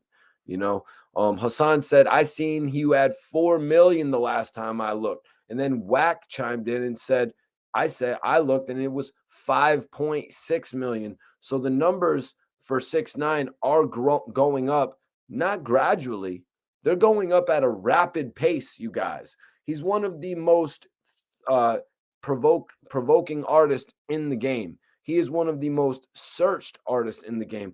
I had another piece of information, though, that I want to read out because, I'd read it about Gooba, the fact that Gooba had surpassed Eminem's diss track on MGK as the most, listened to song on YouTube. But another interesting note I had, it said that Eminem finished 2021 in the same position as he started it, as the rapper with the most YouTube views gained over the previous 12 months. Eminem held the title in 2019 and 2020, and there is still nothing to stop him. So Gooba came out, even though Gooba came out and did more views than the Kill Shot response to MGK, which I guess was heavily anticipated. I mean, when you get Eminem replying on a diss track, it's just the biggest thing ever. And that's why I think Wack 100 in the game are trying to cook up some shit. You know what I mean? They're trying to cook up a little bit of interest factor in Drillmatic. There, you got me to say it again. You know what I'm saying? So looking at that, even though 6ix9ine had the most for one video, he did not have the most overall. And that's because of the fact that he stepped back from it. That's because of the fact that he decided I don't think he really wanted to do it anymore at that speed. Or maybe it wasn't that because, sometimes an artist will come out and actually be around for a quarter and then they'll leave and they have one quarter of the year where they put out an album. Not every artist puts out 3 albums a year. Vert, what up? What up, chat? Appreciate you for tapping in, man. It's been a dope live video tonight, man. It's been a dope live video. I know I had to come on and address everything going on with Hassan Campbell and Wack and 6ix9ine and Akademiks because it's the talk of the town. You know what I mean? It's legitimately the talk of the town. So I had to come on here and talk with y'all about it tonight. I'm glad my brother Clark decided to join me. I mean, he's got a new show coming up, but he's got a lot of interesting insight to add. You know what I mean? As far as the history that he brought up tonight and everything.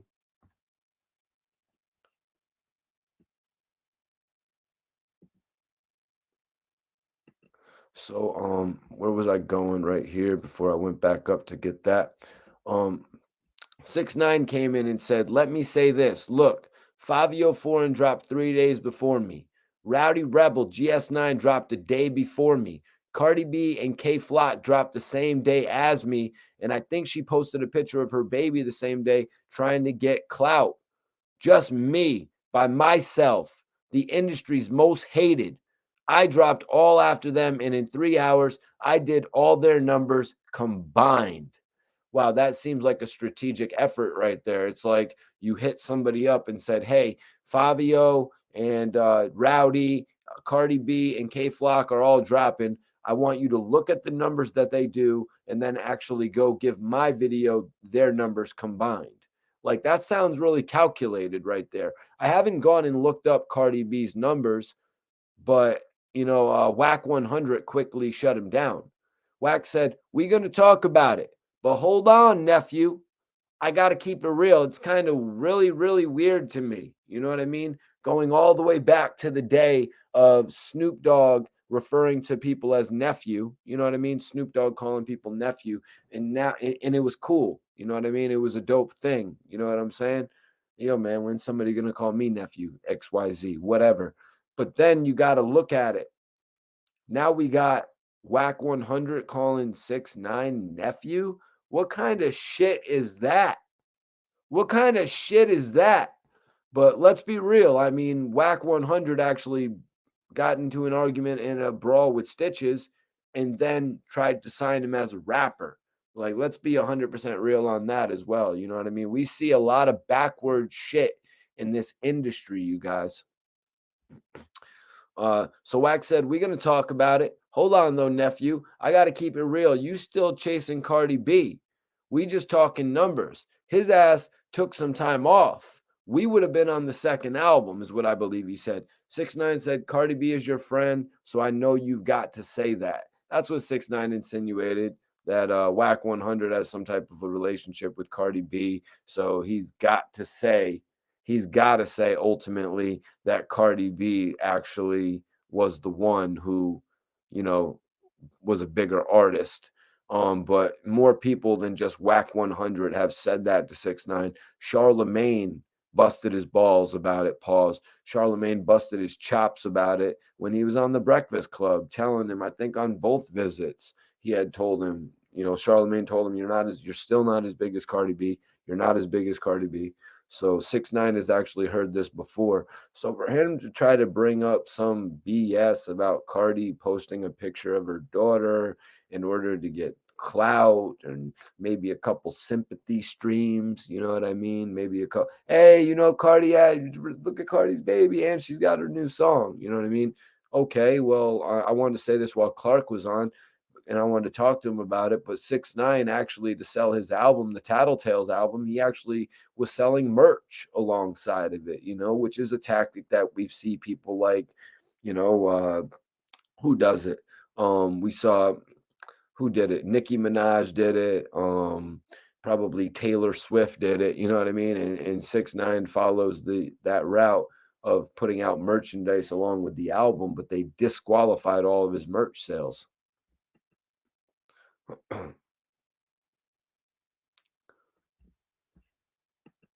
um, Wack said, she is my homegirl, but right now, if we go stat for stat, you took some time off.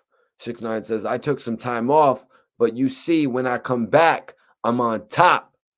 I'm back on top, right, Hassan? You see, I took time off, but when I come back, I'm the topic of discussion. Hassan said when 6ix9ine asked me if I was a rat, and I said, y'all not going to get me to co-sign. Tekashi 6ix9ine sat there and violated Nipsey Hussle in the face and presence of Wack 100. But Game is saying RIP, pretty much bringing up, contradicting factors. You know what I mean? Hypocritical shit that he sees right in front of his face. I wouldn't expect no less from Hassan Campbell to bring up real factors like that. Hassan said there's a 6ix9ine in every hood. 6ix9ine is the Bible of children that don't belong in the streets. Dude tells when they get to jail because they don't belong. Dudes tell when they get to jail because they don't belong in prison. This is actually why Hassan said that he wanted to reach out and talk to 6ix9ine. You know what I mean?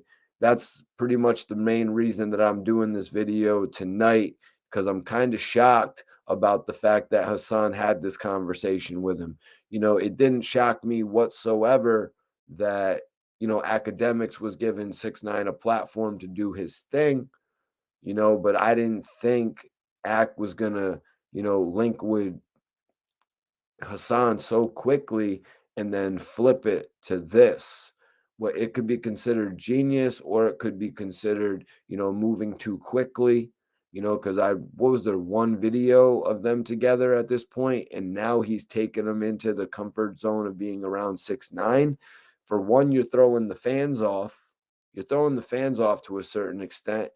And two, is the content really ready for that? I mean, you guys just had a great discussion together, but now you've got 6ix9ine yelling over him. You know what I mean?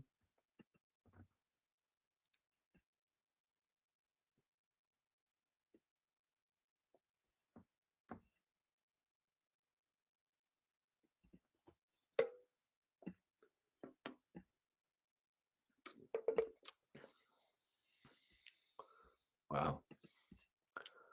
Yep.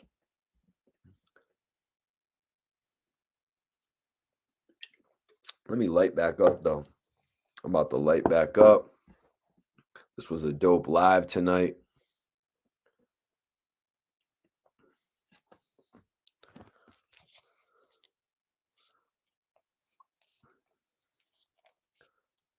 Let me see. Okay, we Gucci on this end. We Gucci on this end, y'all. I'm about to light up. What y'all smoking, man? Let me take a look at the I want to look at the poll.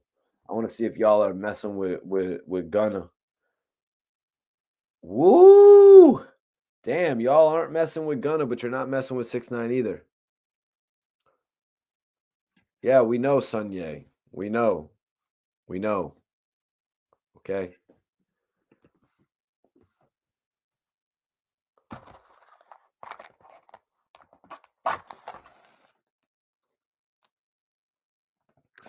Yep. NFT it, Mikey T using a match.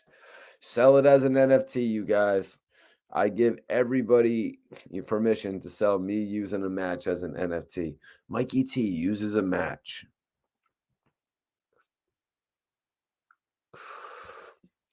But yeah, let's get into some open questions.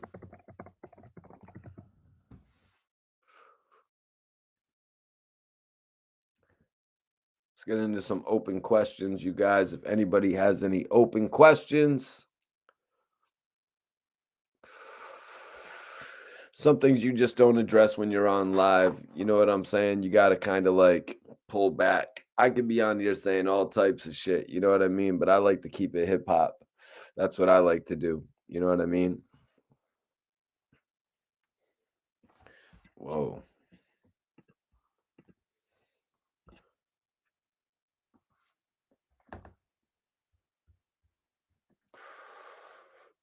Hell yeah. What a dope ass night. Just being real.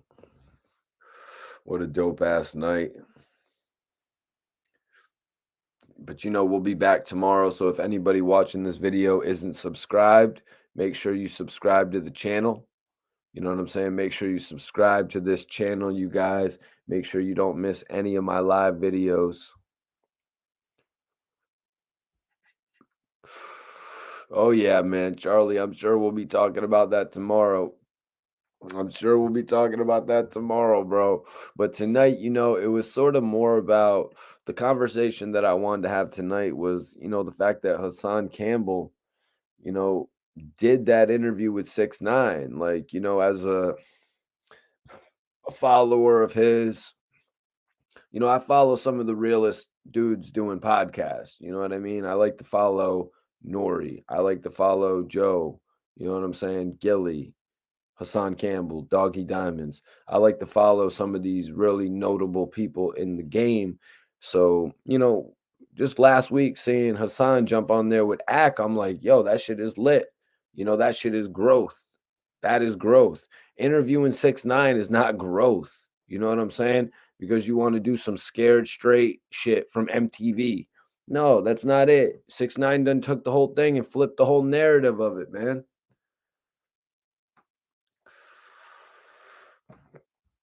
Flip the whole narrative of it. It's kind of what he does. It's on some 50 Cent shit. You know what I mean? He learned from the best. In that interview, somebody actually said 6ix9ine gets the most controversy. 6ix9ine gets the most 6ix9ine gets the most controversy, but the only one that gets more controversy than him is 50 Cent. And we know all 50 has to do to get controversy is make a tweet. I mean, there's a 50 Cent story I could have did tonight as well, but I just felt compelled to come on here because, you know, Hassan was actually talking about all the people that are mentioning him in blogs. Hassan Campbell is never really a topic of my blogs. You know what I mean? I do have a great amount of respect for him for what he does for what he has built, you know what I mean? For the way that he carries himself, you know what I mean? I respect a lot of the shit he was saying as far as how he acts, you know what I mean? But I'm not one of those people he was talking about that make a dozen blogs talking about him. I never have. But when something like this happens, you know what I mean? I'm going to talk about it. If I had a YouTube page where I was talking about shit back in the day and Wack 100 had the altercation with Stitches and then he wanted to manage him, I would come on here and I would talk about that as well because that is what I consider whack shit in hip hop. You know what I mean? And that's why I got involved in the game in the first place to put out dope shit in hip hop, the shit that we were missing. But yo, I'm not gonna like not come on here and voice my opinion about some shit. That's what I'm gonna do. So tell your friends about this channel. Let them know Mikey T is uncensored when it comes to this shit. And I'm not talking about no cat stack shit, exposing phone numbers and shit like that. But I am gonna get my story out on the internet and shit like that. You know what I mean? But also I'm gonna get my opinion out. Good, bad, the good, the bad, and the ugly. You know what I mean? Today, it's a little bit of the ugly.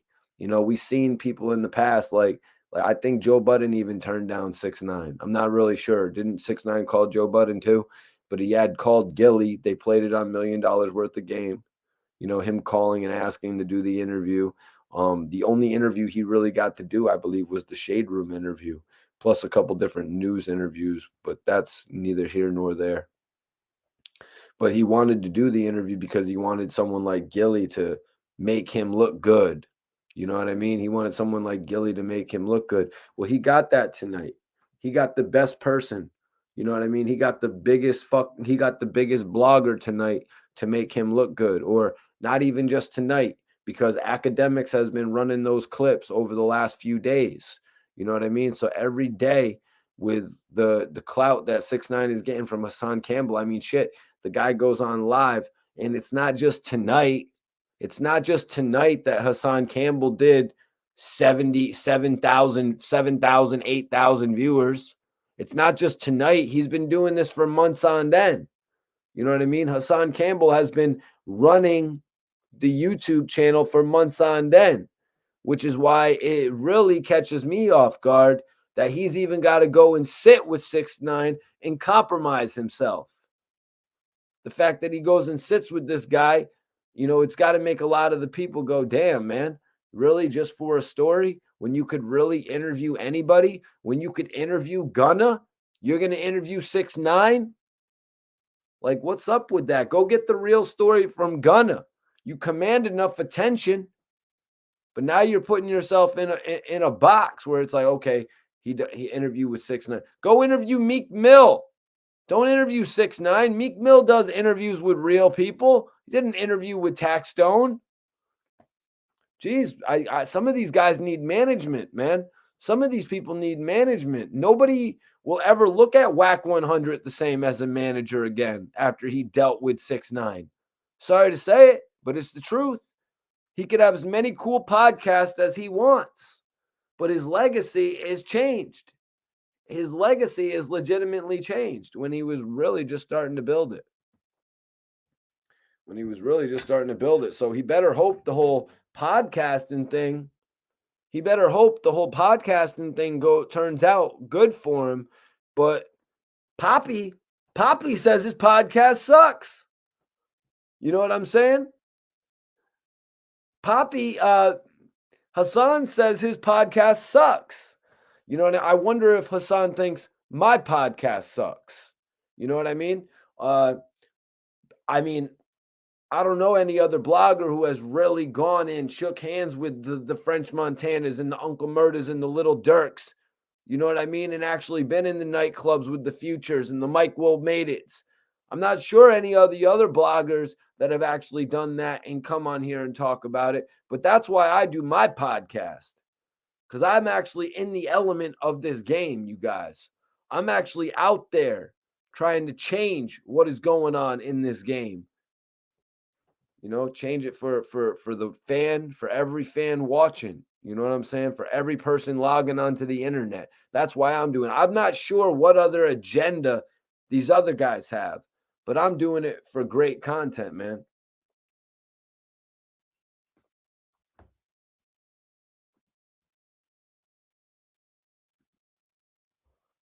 I'm doing it for great content. Some people are doing it to, there's all different reasons why people do it in this game. You know what I mean? What's going on, Harley? I appreciate you for tapping in tonight. Definitely appreciate you for tapping in. Major salute to everybody that tapped in tonight, man. Dope ass show, man. I really enjoyed it. Just coming on here every night, we talk about different topics. You know what I'm saying? It's always different topics on this channel. It's never going to be the same content.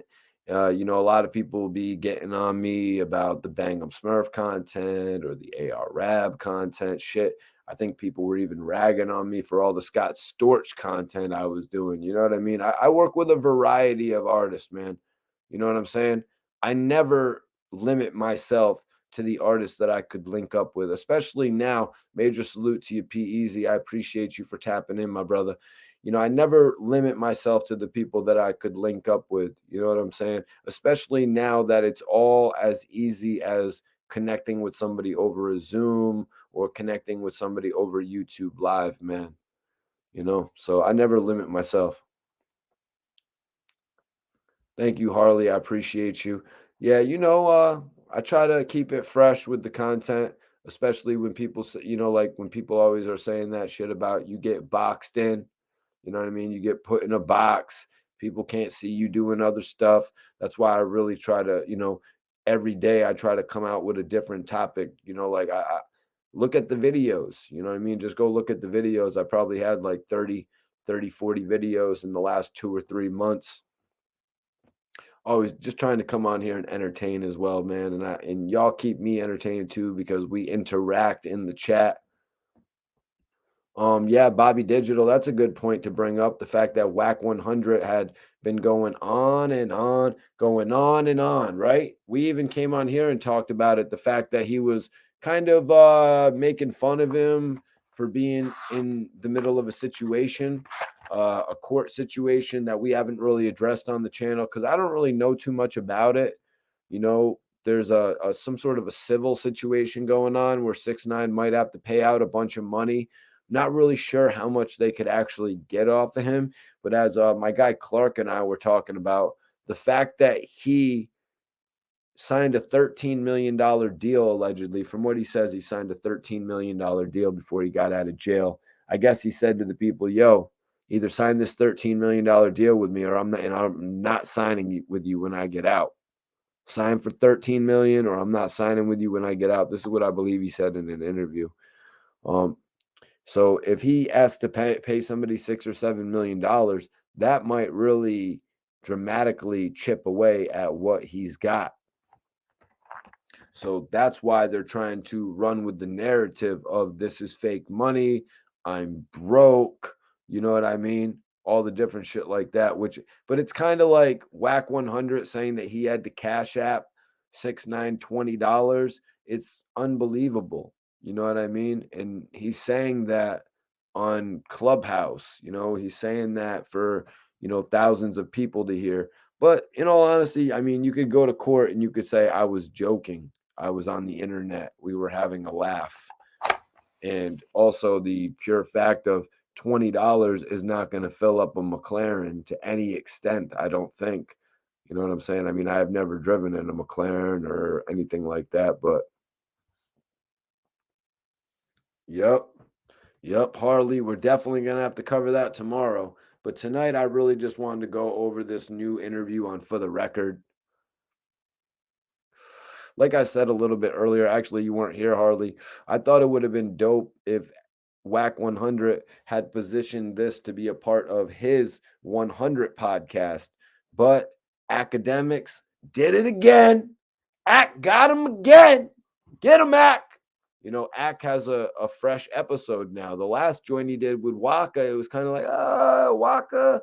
Waka's my dog. I remember I let Waka hit the weed at Circle House. Waka asked if he could hit my weed before I interviewed him. I let Waka hit the weed. My weed had Waka Flocka coughing. I don't know what other blogger has smoked. Please, this is a roll call. What blogger out there has smoked with Wiz Khalifa? This is a blogger roll call. If you're watching this on demand, I bet $10,000. I bet $10,000. No other blogger out there. Actually, I'm just capping, man. I'm just capping. We ain't doing that. I'm going to get hit up by like 8 different vloggers in Atlanta. They're like, yo, I got this smoking video of me and Wiz to let's do it.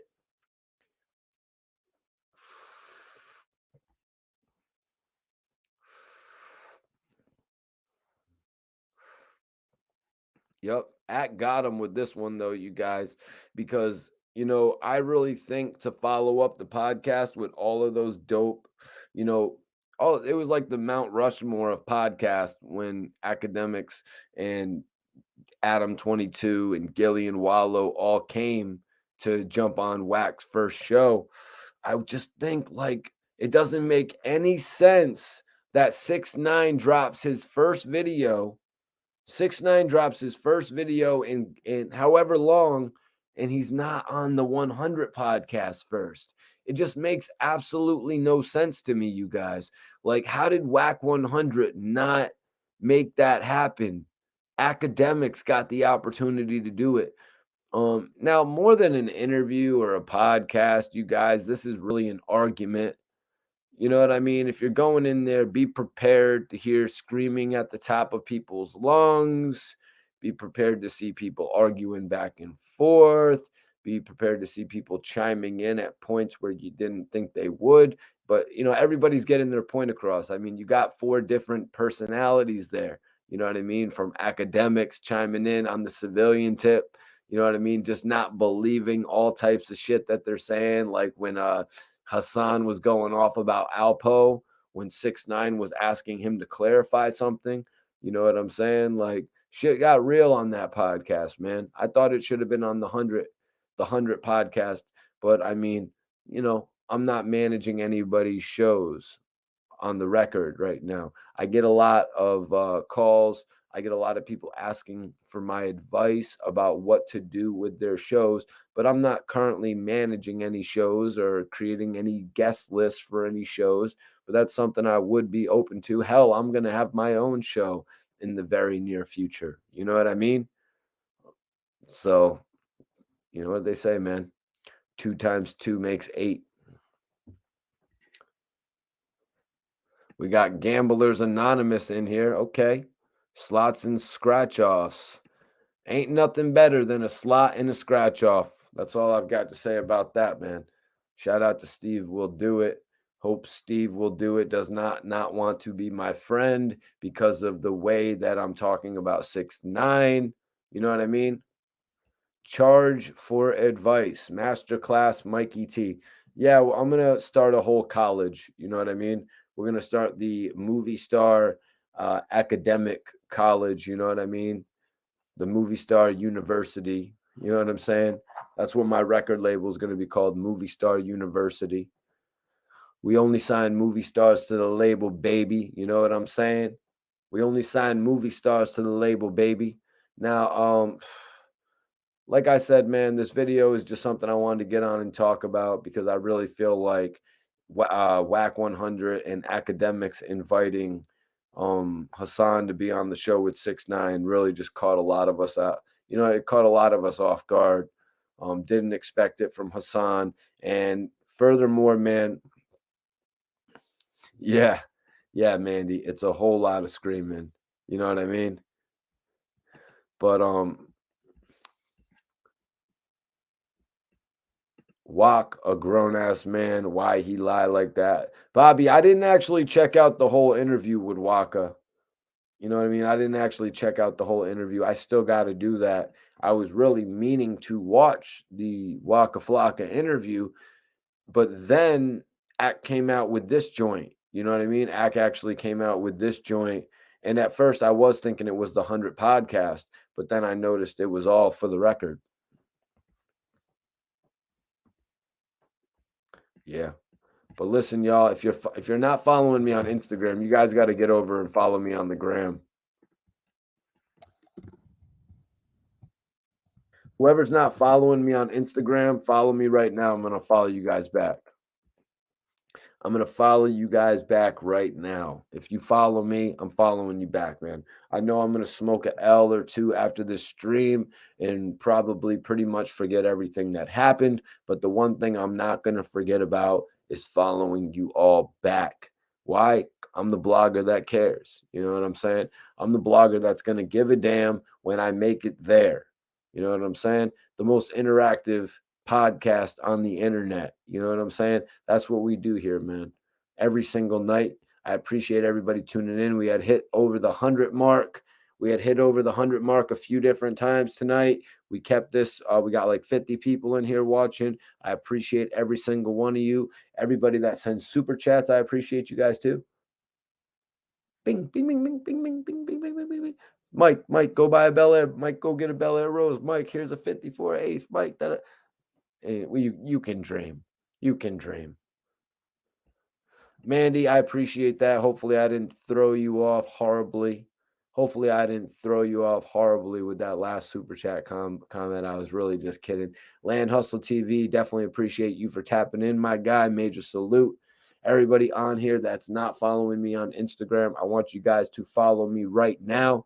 Don't miss out. I'm going to follow everybody back that follows me based on this video. You heard? Everybody that follows me based on this video, I'm going to follow you guys back immediately. You know, I stay in tune with everybody on the gram. I be going live and shit like that. So I want you guys to tune in when I go live on the gram. You know what I mean? Tune in when I go live on the gram to hear like when I'm going to put out new videos and shit, when I'm literally about to go live. That's what I use it for, to be honest with you guys. I use it as a tool like that. Hell yeah, man. And I need this Red Bull endorsement for real. I need this Red Bull endorsement for real. I'm coming for it. I'm coming for all them dope endorsements, man, like Cookies, Red Bull, Bel Air, all the dope endorsements, man. $1 million worth the game. You know what I'm saying? I'm coming for all them major endorsements.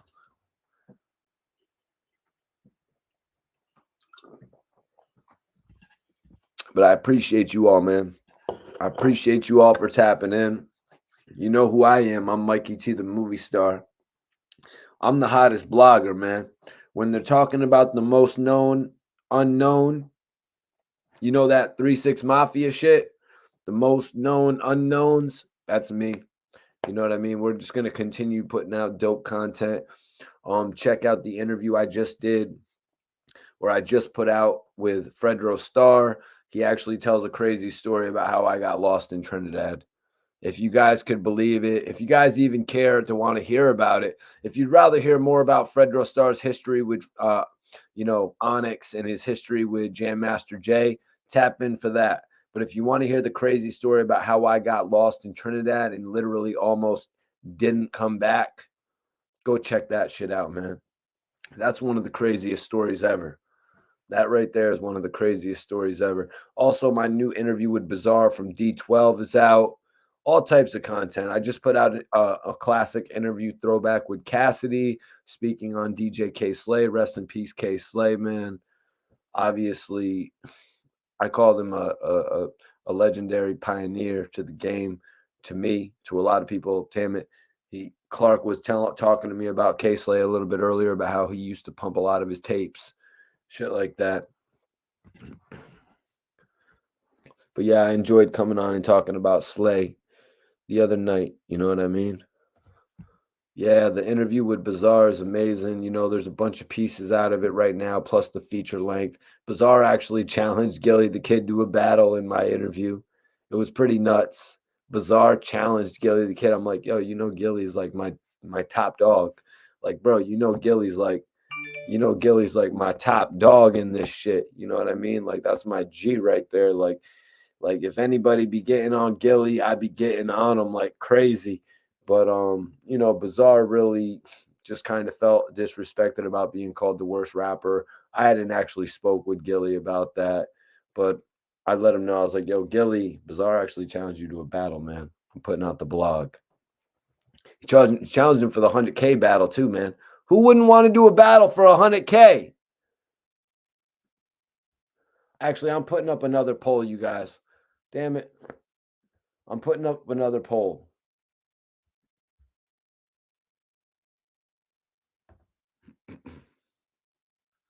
I'm putting up another poll, you guys, real quick. I got to put it up. Who would win a battle? Sorry, guys, I got to do it.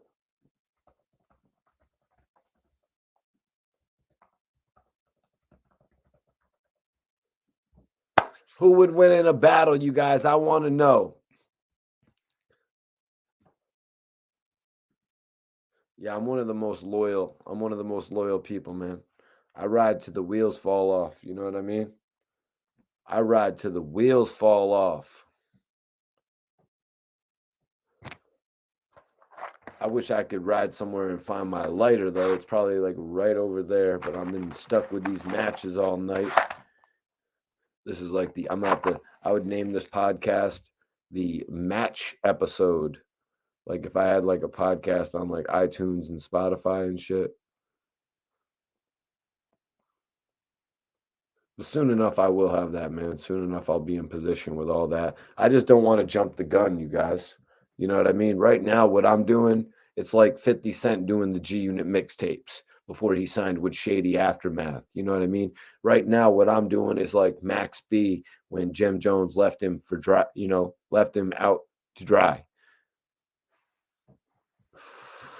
So soon enough, I'm going to be in position. You know what I mean? But right now, I feel like I'm doing my thing. Kind of like if you want to put me in a category, put me in that category of 50 when he was doing the G Unit mixtapes.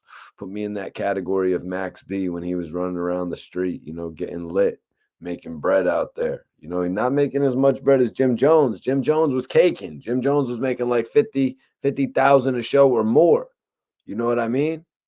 But Max B was out there making like $10,000 a month, $12,000 a month, doing 2, 3, 4 shows, 5 shows a month.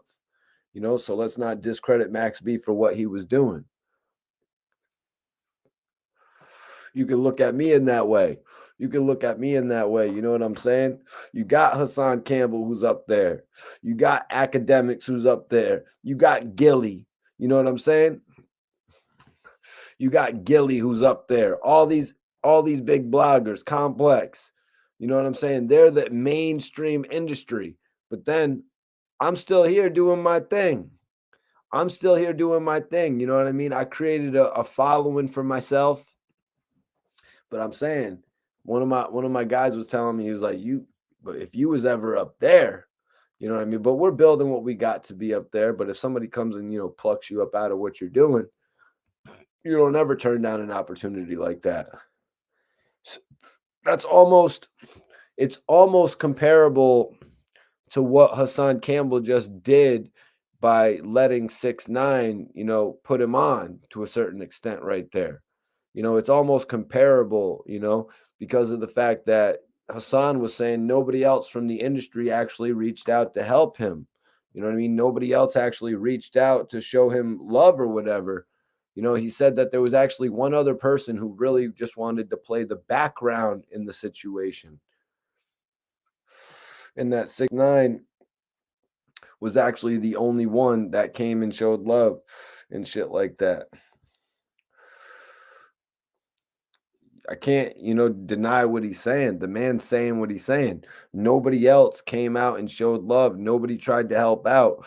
I can't, it's kind of crazy because that's how it goes in this industry. You can't expect anybody to just reach out and help you, I guess, even if you're in a position like Hassan Campbell where you're commanding 5,000 viewers in a single night.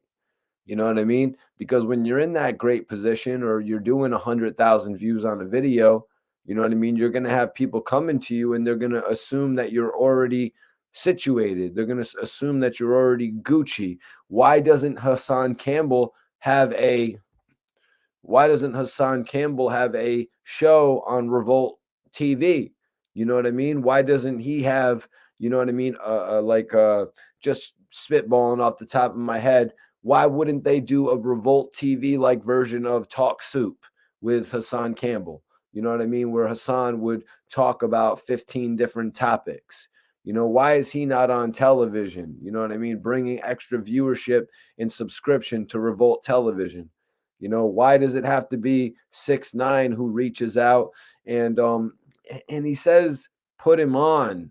You know what I mean? I'm struggling to figure out where he is putting him on though, because the videos that they're creating on together, Hassan could create them by himself.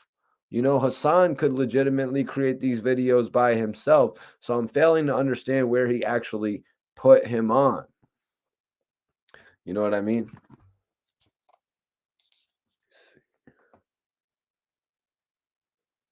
Oh shit, nice. Nice. Looks like I'll be putting that interview together. That's lit.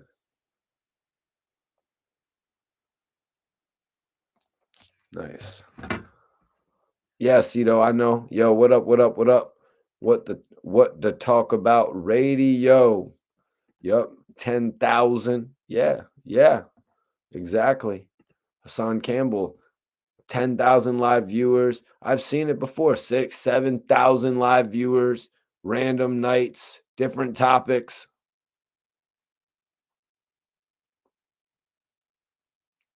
Yeah, man. But I appreciate everybody tapping in tonight. Definitely appreciate everybody tapping in tonight to the live podcast, man. Dope episode, man. We had a lot of people in here tonight, man. I appreciate y'all for sticking around. If anybody has any last questions, I'll take the last questions before I go and finish up doing what I got to do for the rest of the night. It's getting pretty late. It's about 1 o'clock on the East Coast. I know it's still early on the West Coast. I'm sure we have a couple people from the West Coast tapped in where it's still pretty early out.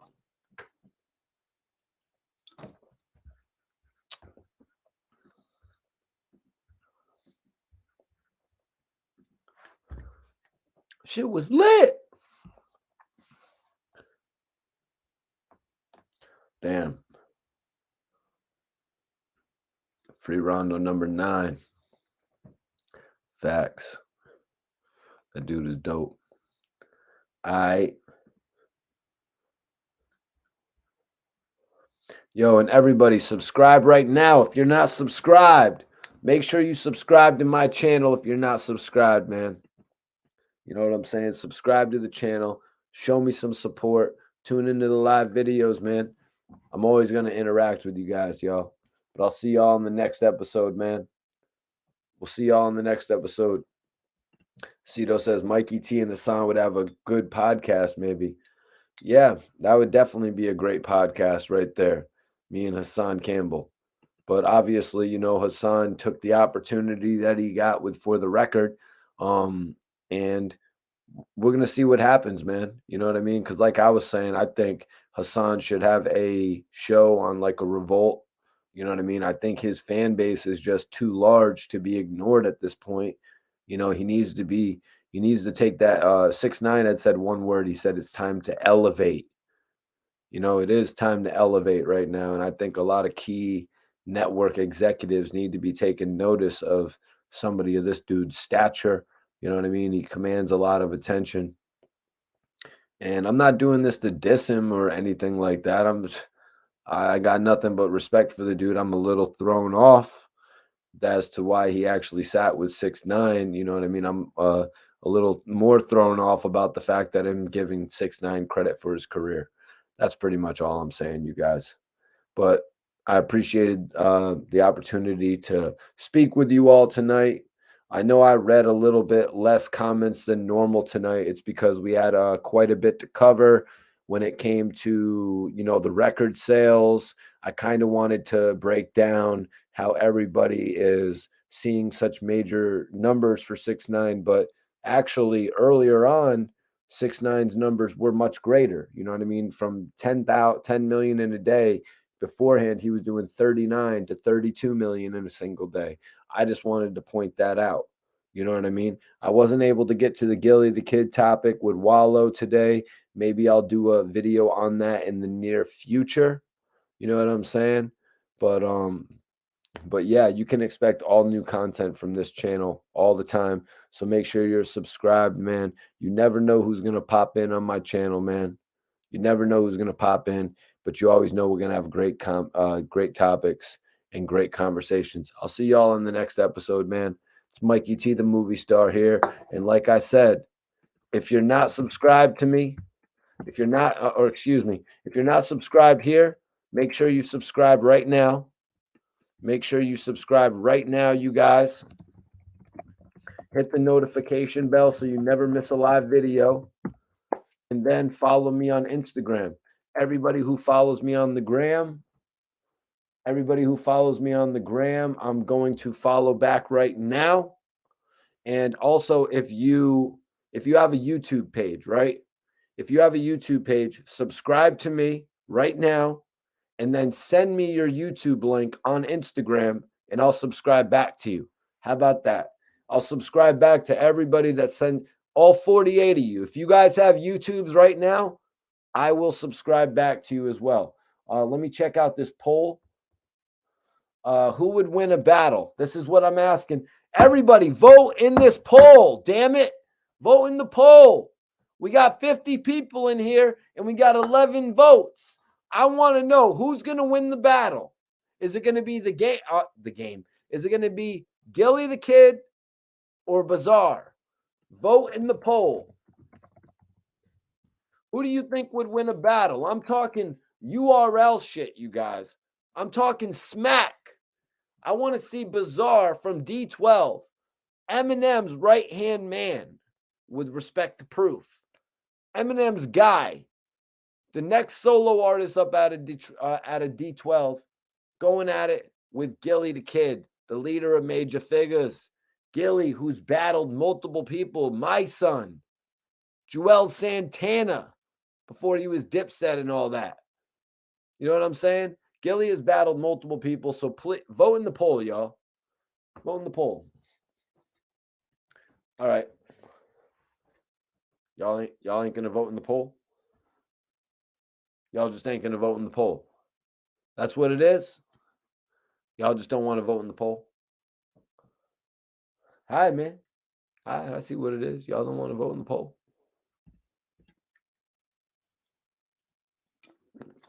Sorry, guys. That was me attempting humor. That was me attempting humor. But yeah, like I said, y'all, follow me on Instagram. Whoever's not subscribed to my channel, subscribe right now. If you subscribe to my channel, you guys, I will subscribe back. All you got to do is hit the DM.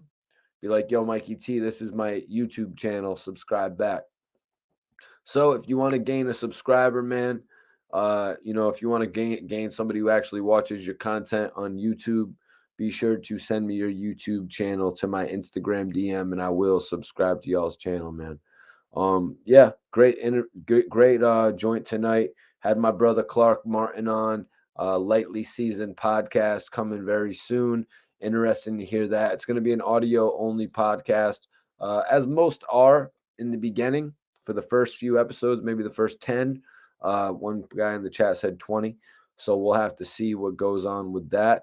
You know what I mean? I watch a lot of podcasts as well. So they do start off with that, or it's vice versa, where they start off with the video podcast to get you sucked in to where you sign up for their network or however it goes. But you guys know I do the live podcast. I'm going to end the poll now. I'm about to end the poll. I'm going to end the poll in about 1 minute, you guys. So get your last chance to vote right now. Who would win a battle? I'm talking about a URL battle, no beats. Screw beats when it comes to battles. I don't want beats in battles. I want a cappella. I want to hear the rapper's voice. I want to hear how the rapper articulates. These are the things that interest me about battle rap, you guys. So I appreciate everybody voting. It looks like Gillie has the overwhelming amount of percentage with 88% to 12%. I'm going to go ahead and end the poll right now. My Instagram is in either the bio, the description, I should say, of this video if you're watching on demand. But if you're right here right now, just follow me on the gram. It's pinned up, man. I appreciate y'all. I'm about to get up out of here. It was a dope live tonight, man. You know how I carry it. You know how I carry it, man. It's Mikey T, the movie star. We ain't stopping until we're at the very top of this shit. You know what I'm saying? Been doing this way too long to stop now. I'm talking 12 plus years in this game. 2009. We on the way to 20 years in this game. You heard? You know what I mean? Some people don't get that break. Some people don't get that break until they're over 10 years in the game. You know what I'm saying? But we're going to keep grinding it out. You know what I mean? I appreciate everybody for tapping in. We'll see you on the next video, y'all. Much love, much love, much love.